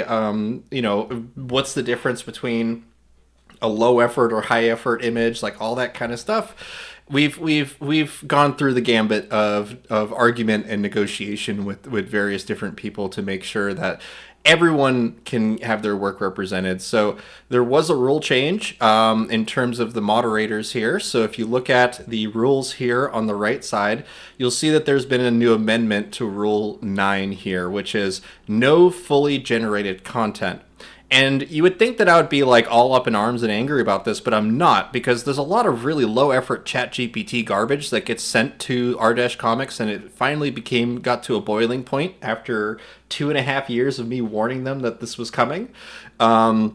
They have now enacted this rule so that only works that include a real human effort are to be featured, and that's actually something that's good, because it means that we can differentiate between what someone just kind of prompted out of the air and what someone really put their heart and soul into to make. And Lolo is a great example of one of those people who has consistent characters. They put together well-crafted comics that do not have errors and are just they look like a regular webcomic because they've been constructed as one.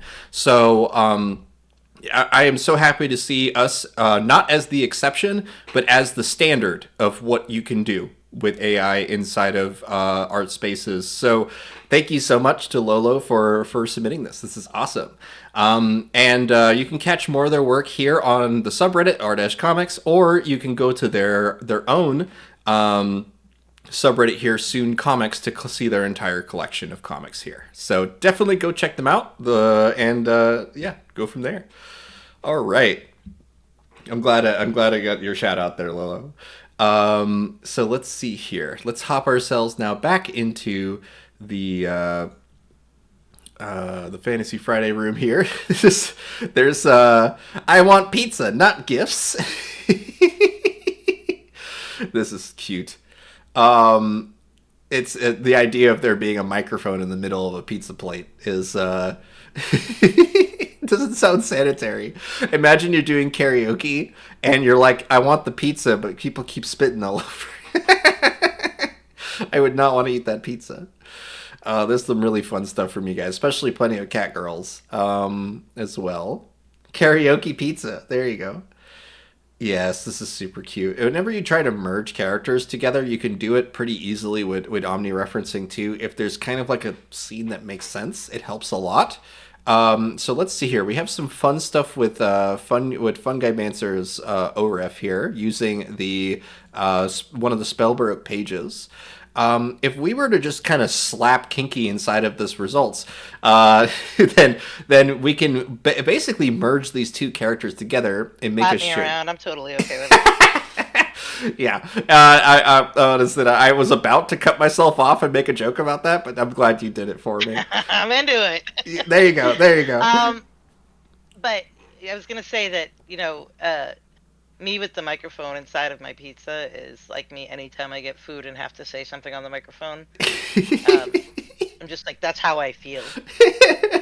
It's your microphone's just covered in grease from whatever you're eating. Yeah, I get that.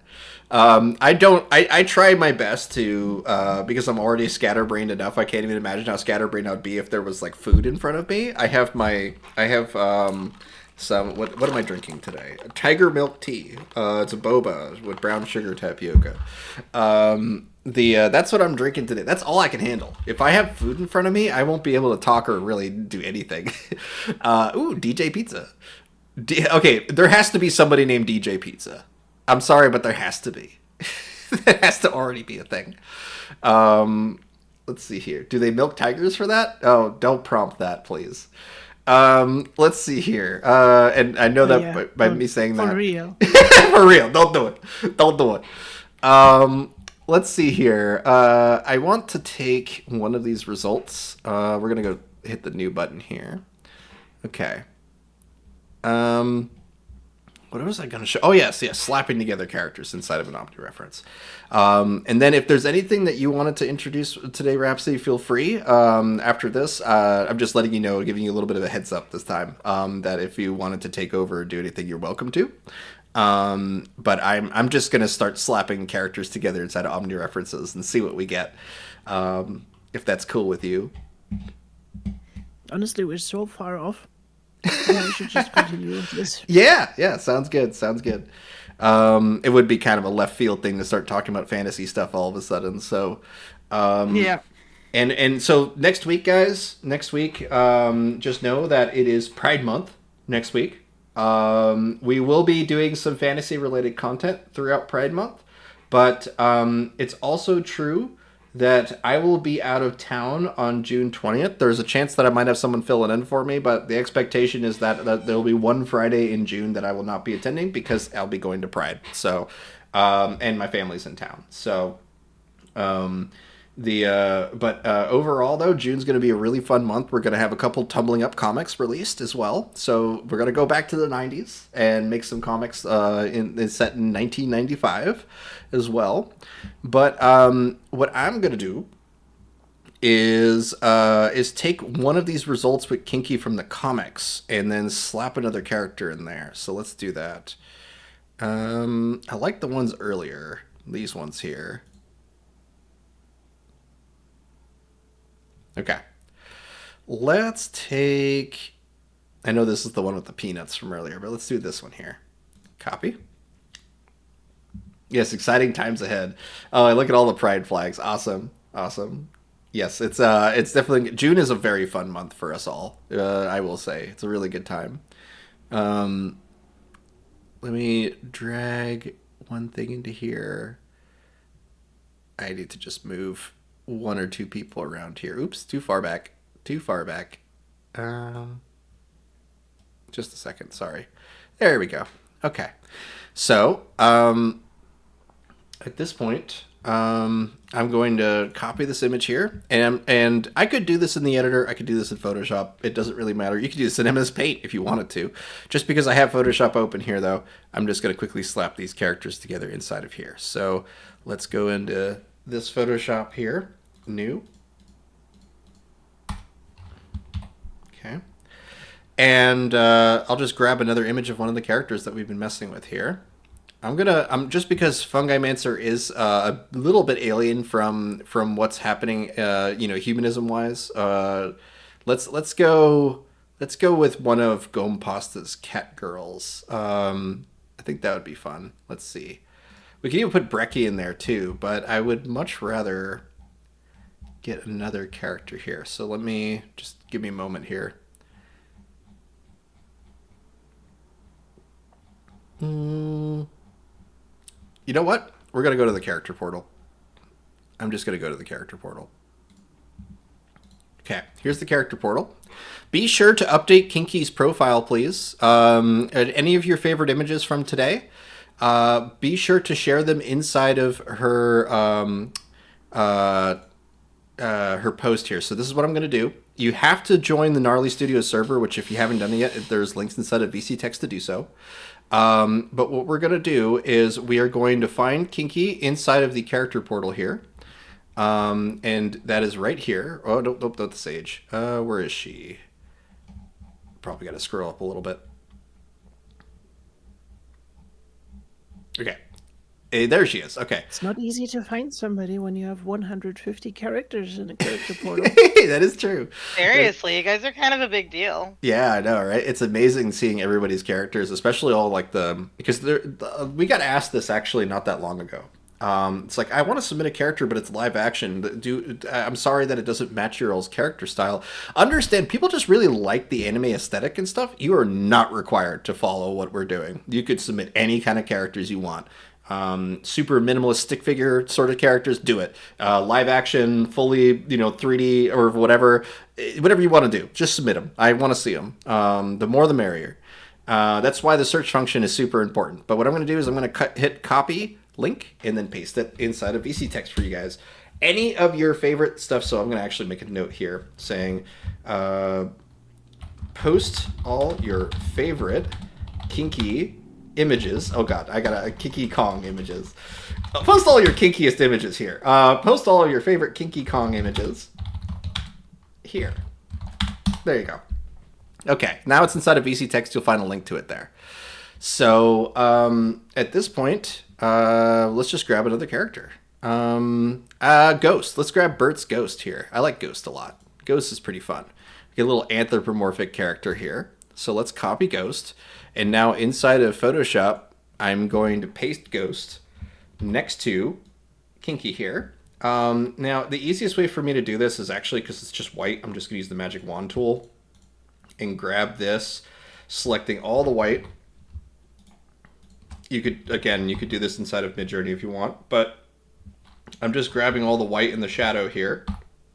And I could delete it, but you'll notice that you get little frayed edges sometimes by doing that. So I will use a mask, a clipping mask, a layer mask.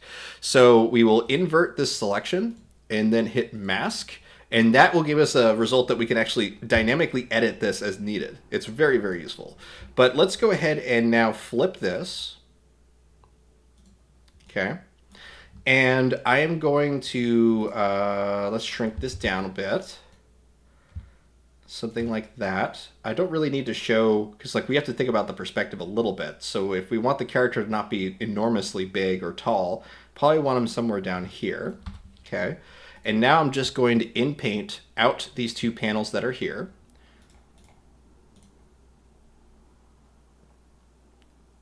Pasta Ghost, coast to coast. Oh, yes.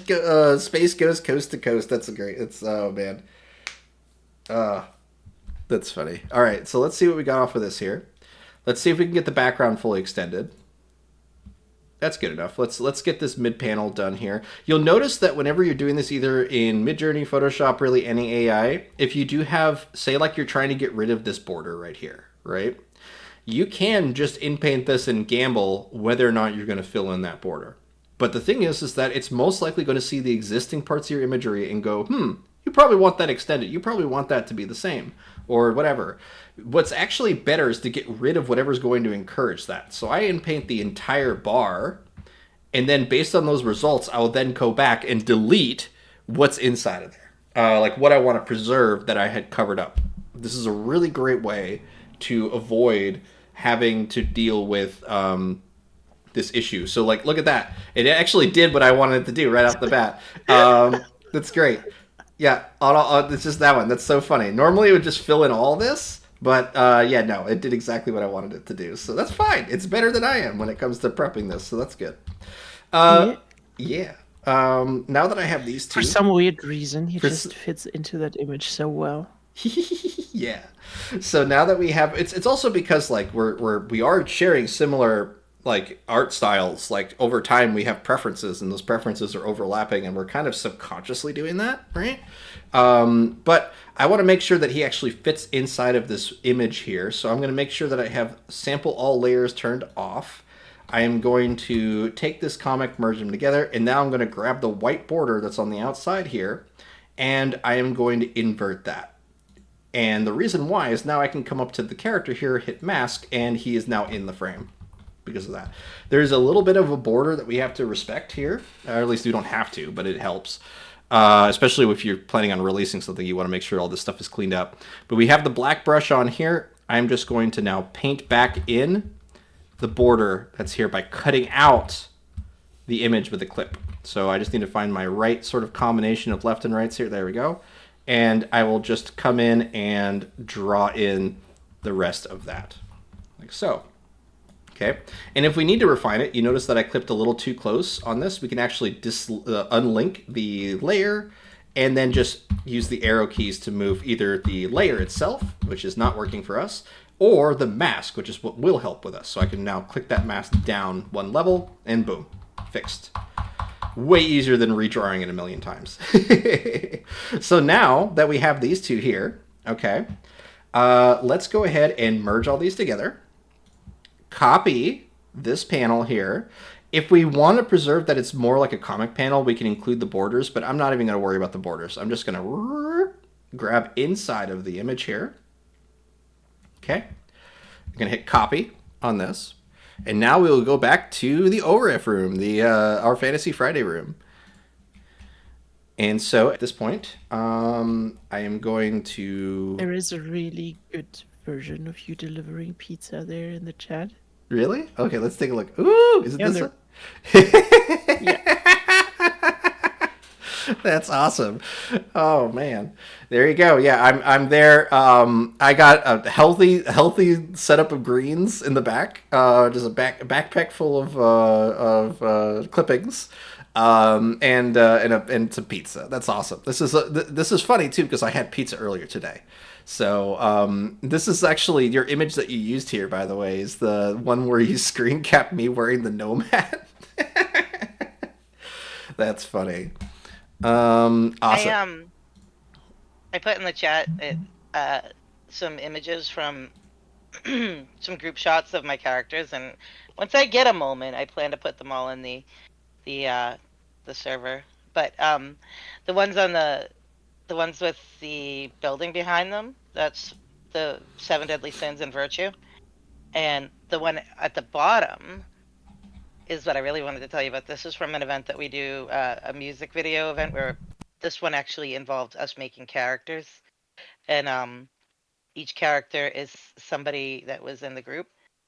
They're OCs, so I want to kind of put those in the character portal too, because they're actually developing personalities and stuff, which is really cool. That's awesome. Yeah, definitely do it. That's awesome.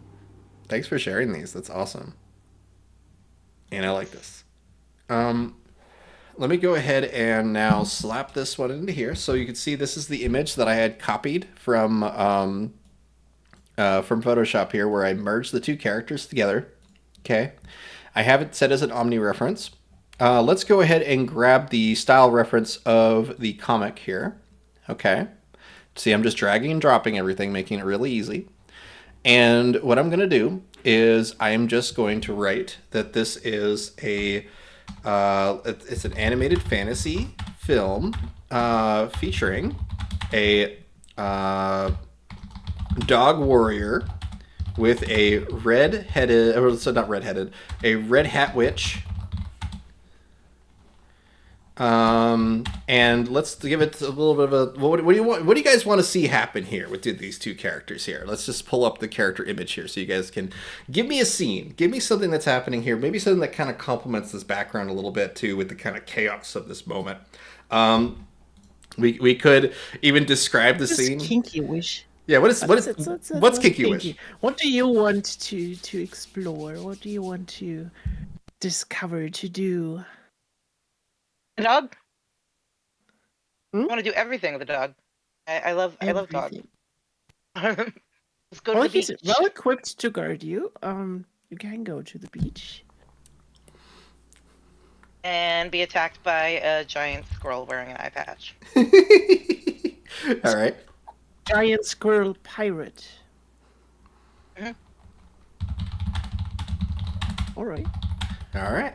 Giant The squirrel. dog is obviously there to protect me.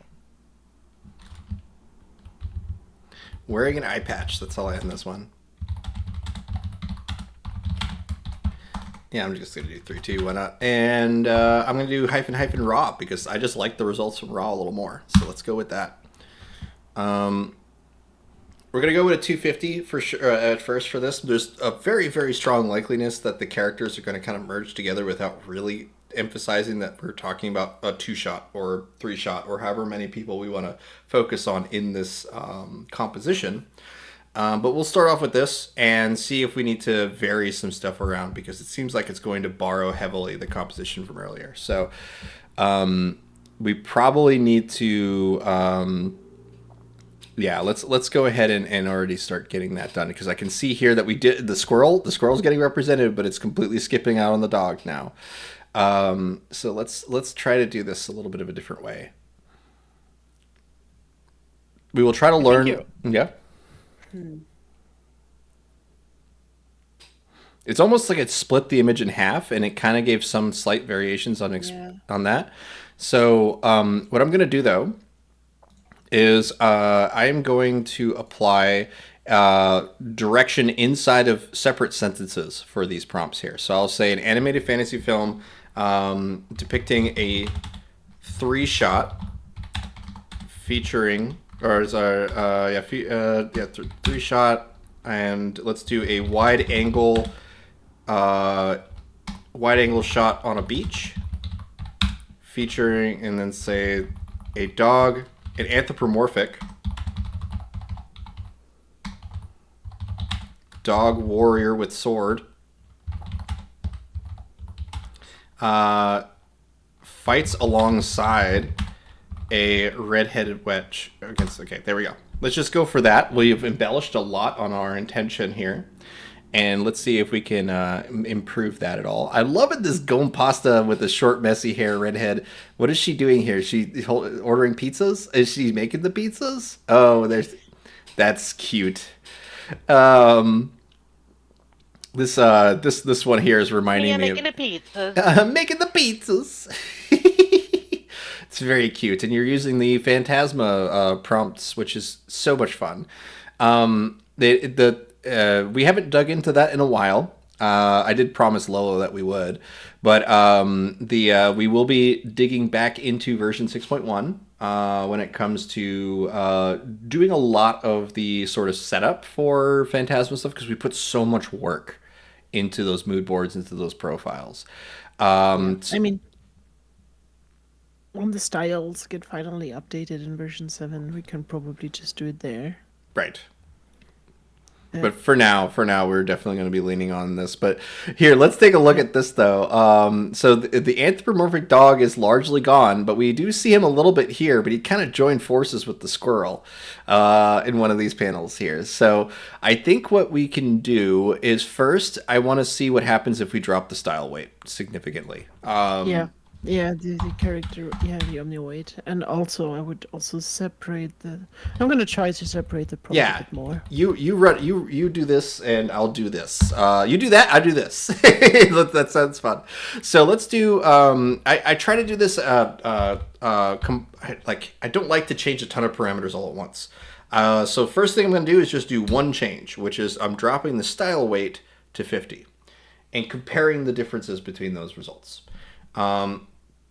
I've been waiting for so long. You've been waiting for so long. Yeah, I mean, what is it? There's just been a lot to cover lately. But we're definitely going to play around with at least for trying to make consistent omni references using version 6.1 instead, especially style consistency with that. But if we notice here, we actually got it just by dropping the style weight. Um, let's see here. Yeah, take a look at this. So the dog guy's back now. He's got squirrel feet, he's got squirrel legs in some of them, but we definitely got all of them separated now. And there's different contexts happening. Kinky's holding the sword in almost all of these here. But we have definitely gotten more freedom from Midjourney by lowering the style weight here. So now let's try to do that with lowering the omni weight as well. So I'm gonna drop that to, let's just say, 65, going from 225 to 65.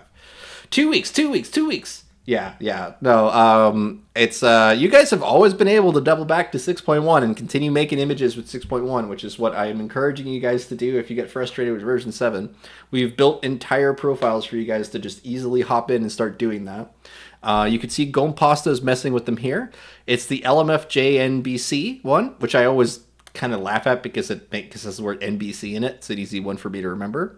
But I also have the K33KMSW, which is the Phantasma World Builder. The Phantasma World Builder is more likely going to give you very cleanly rendered 3D spaces. It'll pull the camera back. It'll do some really great stuff to give you nice full scenes. While the LMFJNBC prompt is including all of our comics that we've made together on our server in one mood board. So you basically pull a bunch of expressions and tropes from that. Combining those two together, we've had fantastic results for telling fantasy stories. The key thing really is to start using OmniReference after you've built your characters and after you've built your scenes with those mood boards. So let's take a look at the results of first me dropping the omni weight as well as the style weight. We can see that there is a little more recognition of there being 3 characters in the scene, but we start to lose a little bit of this composition here. So let's see what Rhapsody's been up to. Do you want to explain like how you're interpreting any of these results here? Well, I separated the prompt, like I said, a bit more. I'm clearly writing that there's 2 people on the left facing 1 person on the right, and then I describe the location and the outfit of these people. And what I see is that we have more often 3 people in the shot. What I tried then, because I emphasized it, of course, what I tried then was lowering the style weight a little bit and keeping the omni weight at 100 for now. But I would even lower the omni weight further, just because Kinky's appearance in the omni reference is so big and so demanding and also so well understood that it basically just takes over the whole image. So we Right. need to balance that out, and that the only way to do this is by reducing omni weight in this case. I agree, and you can, I would say there is one other option, but it's far more manual, which is to lower the amount of dominance Kinky has inside the image. This is one of those examples of where if you do have photo manipulation editing skills, you're going to be able to take advantage of that more often than not, because if you can quickly edit an image to behave the way you want it to, it's oftentimes more satisfying to kind of get that end result, because you feel like you really wrangled it. You really took control of the scene, especially if it's a very strong pattern that you're seeing in all the results. I heavily recommend manipulating your results. But look at this. Out of the different runs that Rhapsody did, My favorite was this one because it represented all the characters well. Squirrel with an eye patch, dog, warrior, soldier, and Kinky. It is basically just a photo bash of the original image with this new squirrel character on the right. But the important thing to recognize here is a variation subtle in what it's doing to the images that's provided. So if we take a look at the original image we used, right, that's it here. She has a bit of a smile, a smirk, that kind of thing. But if we look at the result that I pulled this from, the Chihuahua holding this image right here goes hard. This goes hard. Hold on a second. I gotta post this inside of this because Kinky bonks the dog with this bat here from Lolo, and then the dog comes back with the sword. This is great.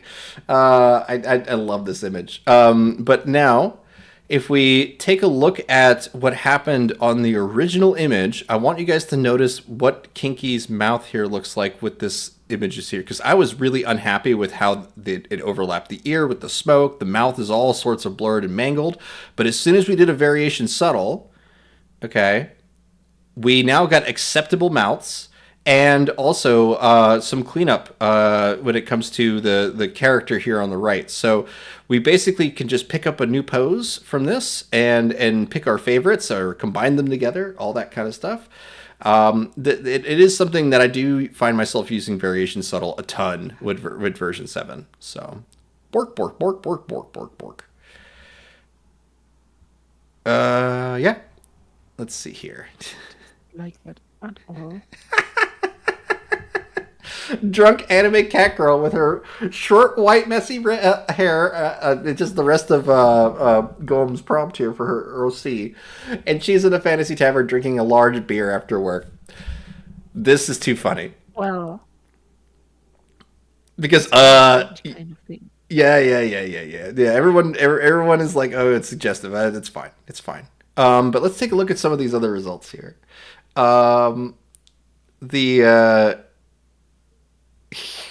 By dropping, I know this is without any omniweights or anything like that. It's just describing the scene. You're just checking the results of these, right? Seeing how it's interpolated. Yeah, I'm just checking the understanding of the prompt. If you scroll to the last one in that batch, that's pretty close. Yeah, definitely. It's almost like Legal Beagles there. Yeah. Oh, it's a duel. It's a duel between these two characters, and Kinky is the either the prize or the referee. Like, it's always one of those two. Whenever it's these kind of, there's a woman in between a fight. No, it's just her curse. She's cursed with the curse of the microphone. There's always things happening around her that she has to comment on.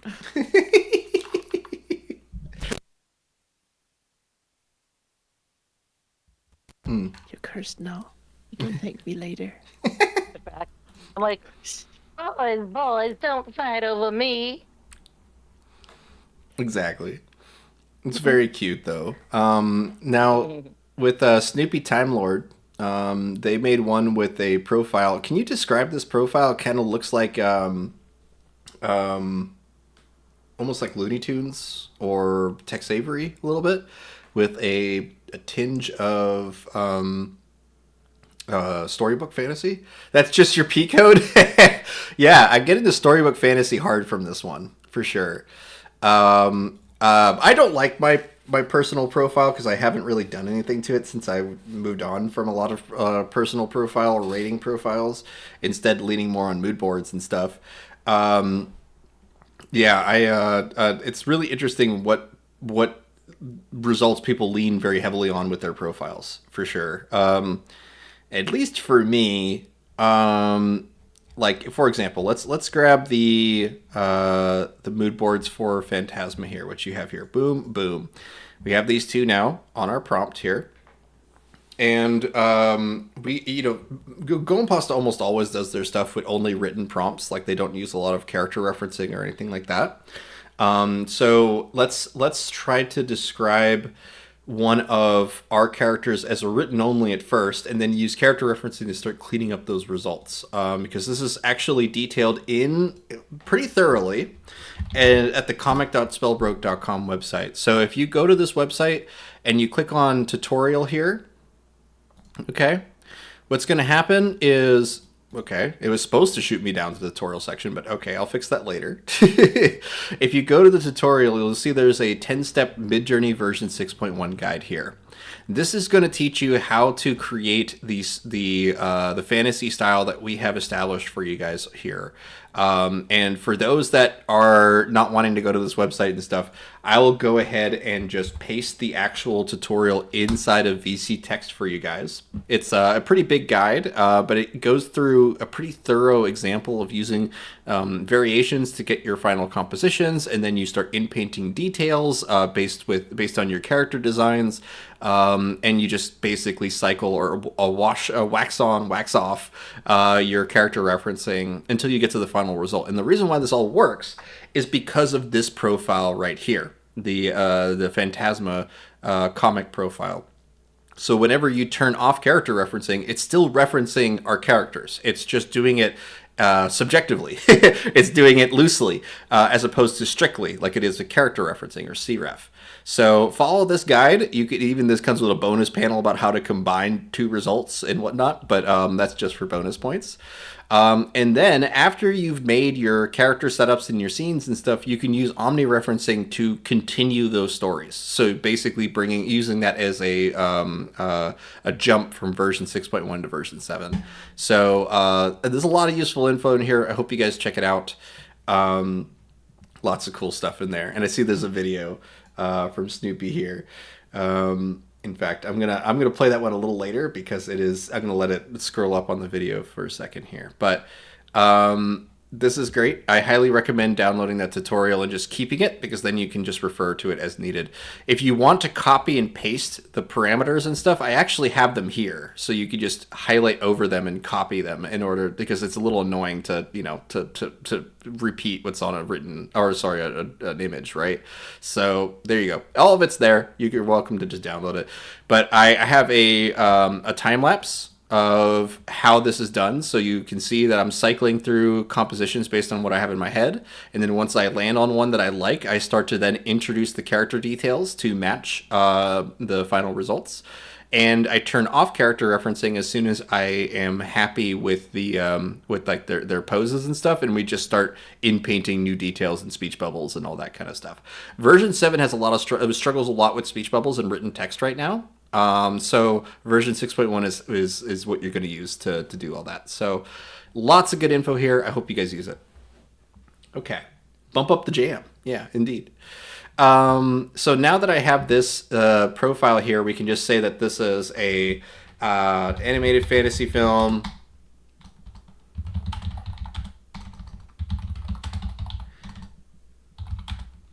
And then we will just grab a random character description. Let's do this one from Alara here.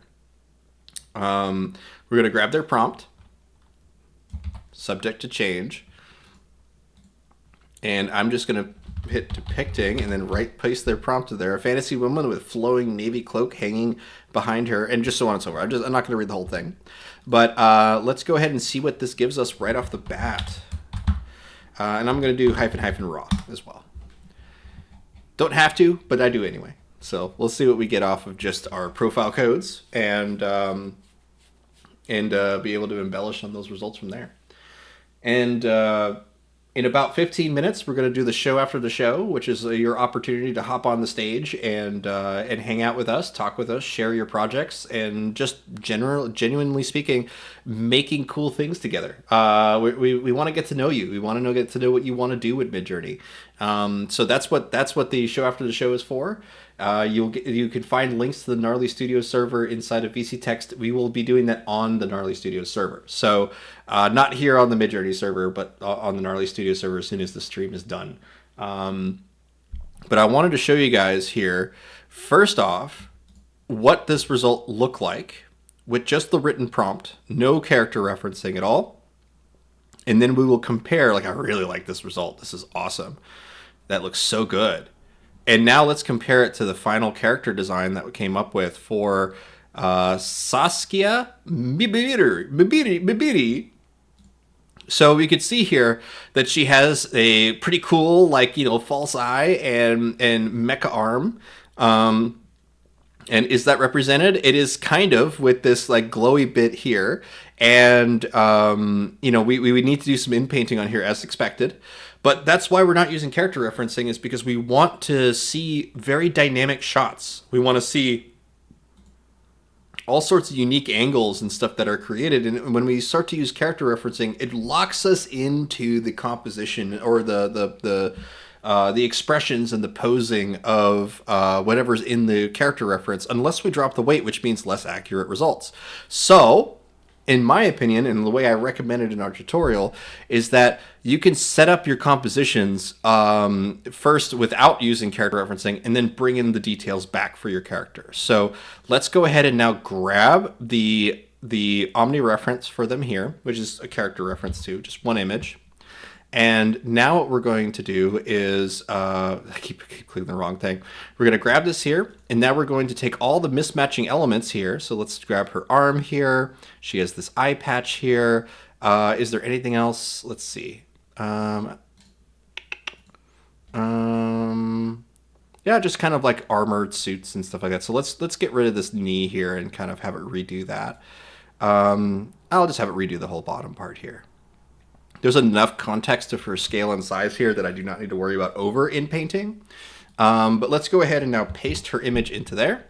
We will drag this to the right to where it says Omni referencing, even though we're not using Omni referencing. We're just going to go ahead and start with that.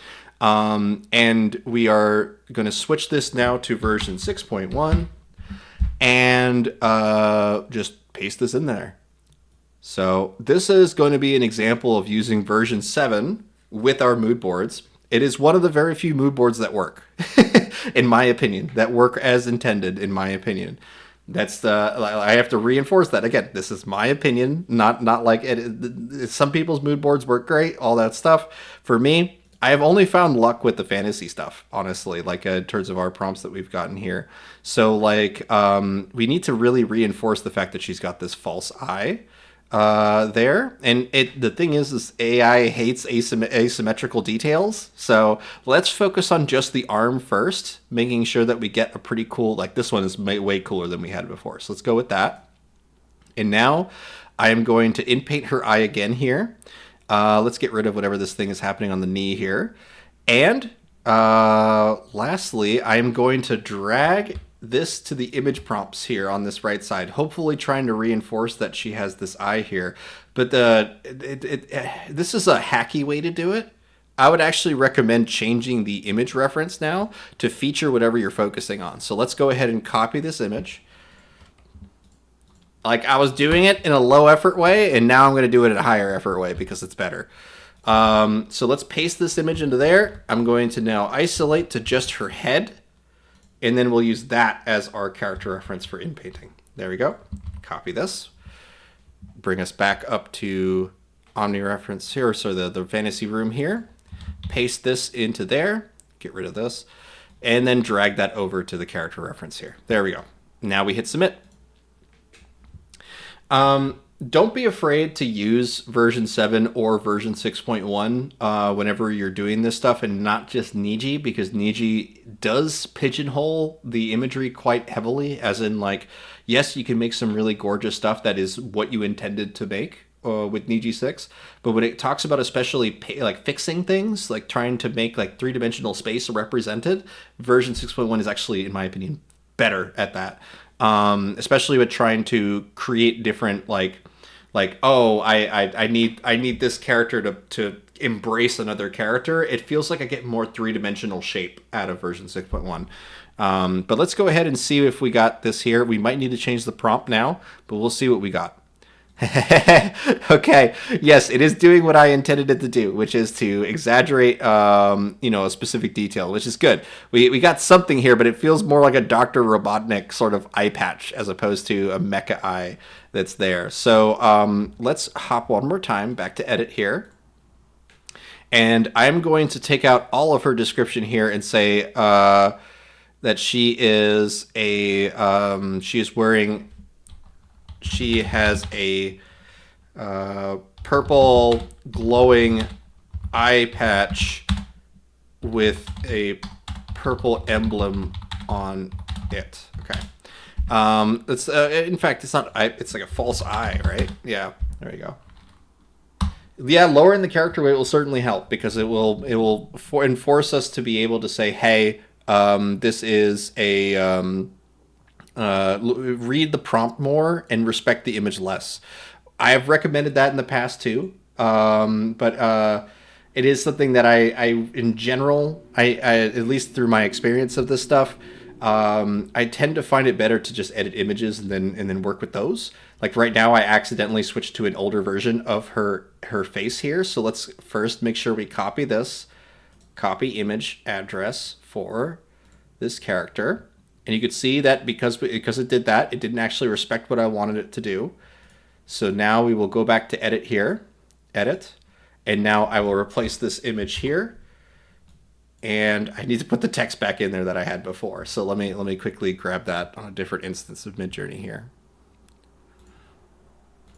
Copy paste. There we go.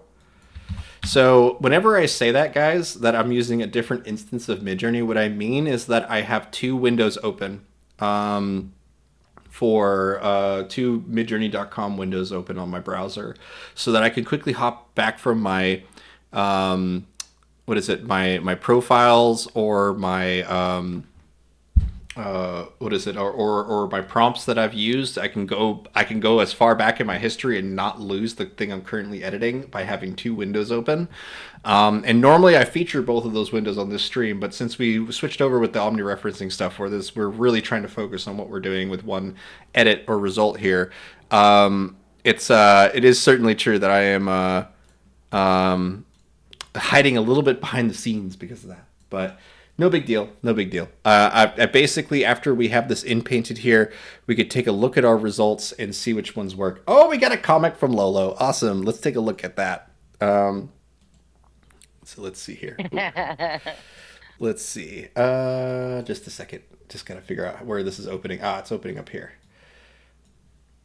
Here, you can't bonk Kinky. That's Kinky that bonks you. It's very cute. Very cute. I dig it. Awesome. All right, let's take a look at our results here for this in paint here. So you can see that we didn't get a lot of them as intended with the eye, but we definitely got some of them that did. Like one or two. Yeah, two of them did. So let's grab this one that we got, like where it's like it's starting to do what we want it to do. But let's go ahead and start filling in some of the edges here. Okay. And maybe a little bit of the outer eye here. I just want to kind of go into restore here as well and grab some of that purple back. There we go. I just want to see if we can maybe emphasize that we want this to be there, but then start to in-paint little chunks of it. So let's make her try to recreate where the eyebrow is there and leave a little bit of purple all around it to make sure we can kind of emphasize this. And then I'm just going to delete random parts of the white in order to see if we can get that emblem to imprint into this part of the image here. And then I'll also shift this over to image prompts so we can try to force this onto there. So let's go ahead and submit this. All right, we got some videos here too. So let's take a look at this one here first.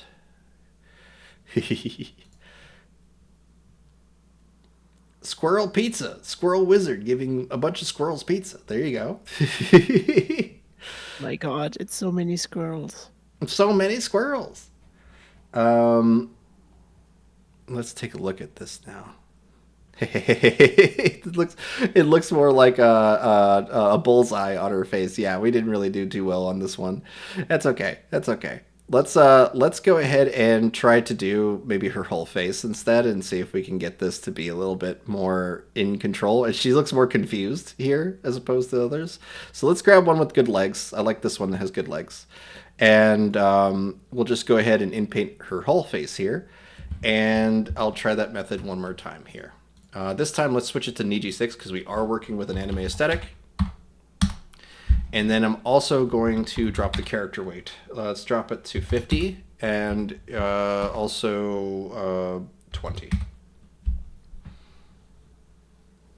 And once we get this result here, it lets us be able to say, hey, we have this character in a new pose, new composition, and the only thing we have to do is now use this as an Omni reference to get us into a complementing scene.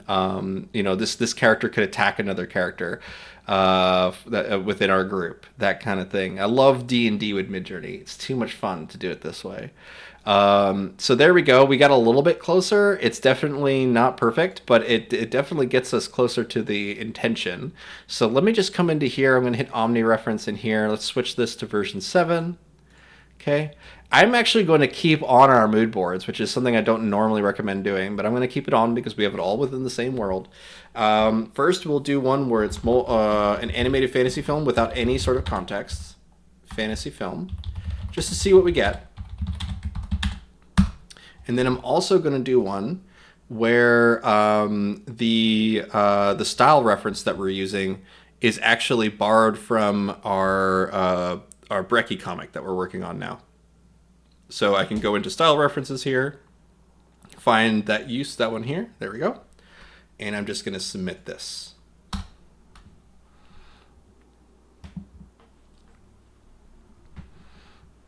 And this is what I really like about using omni-referencing too, is you can essentially overwrite so much stuff with the images that you have in order to see where the patterns are and try to reinforce new context onto the images here. So never consider the images final. It's because you're going to see that it respects asymmetry so much better than version 6.1. So you might not even need to describe some of these asymmetrical features. Like out of the 4 results here, we even got one with the wonky eye that's there too. So that's really cool. Very, very useful for us. So it is a bit of a wonk though. So like, let's go ahead and grab our previous image and use that as the, we'll use this as the style reference and then grab her as the, from our character portal here. Oops, I am opening up random things. Okay. Grab her from here. There we go. Copy this. And the reason I'm doing this is I'm trying to show you guys just how much influence the actual Omni reference has. So we can go into, like, you can compare these style references, like how much of an effect it has. It's really not that much because we are already using a lot of this imagery within the mood boards. So I'm going to hit use here, and I will now paste the original image of her into there.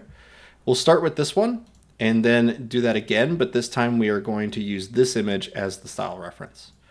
Difference being is this style reference includes comic panels as well as a kind of consistent color palette, while by not featuring that and we instead use this image as the style reference, it's going to basically give us the same sort of coloring and texturing here. So the thing is that the Omni reference, using the original image, this is the whole reason I'm showing this to you guys, using the original image of the Omni reference, look what's gone.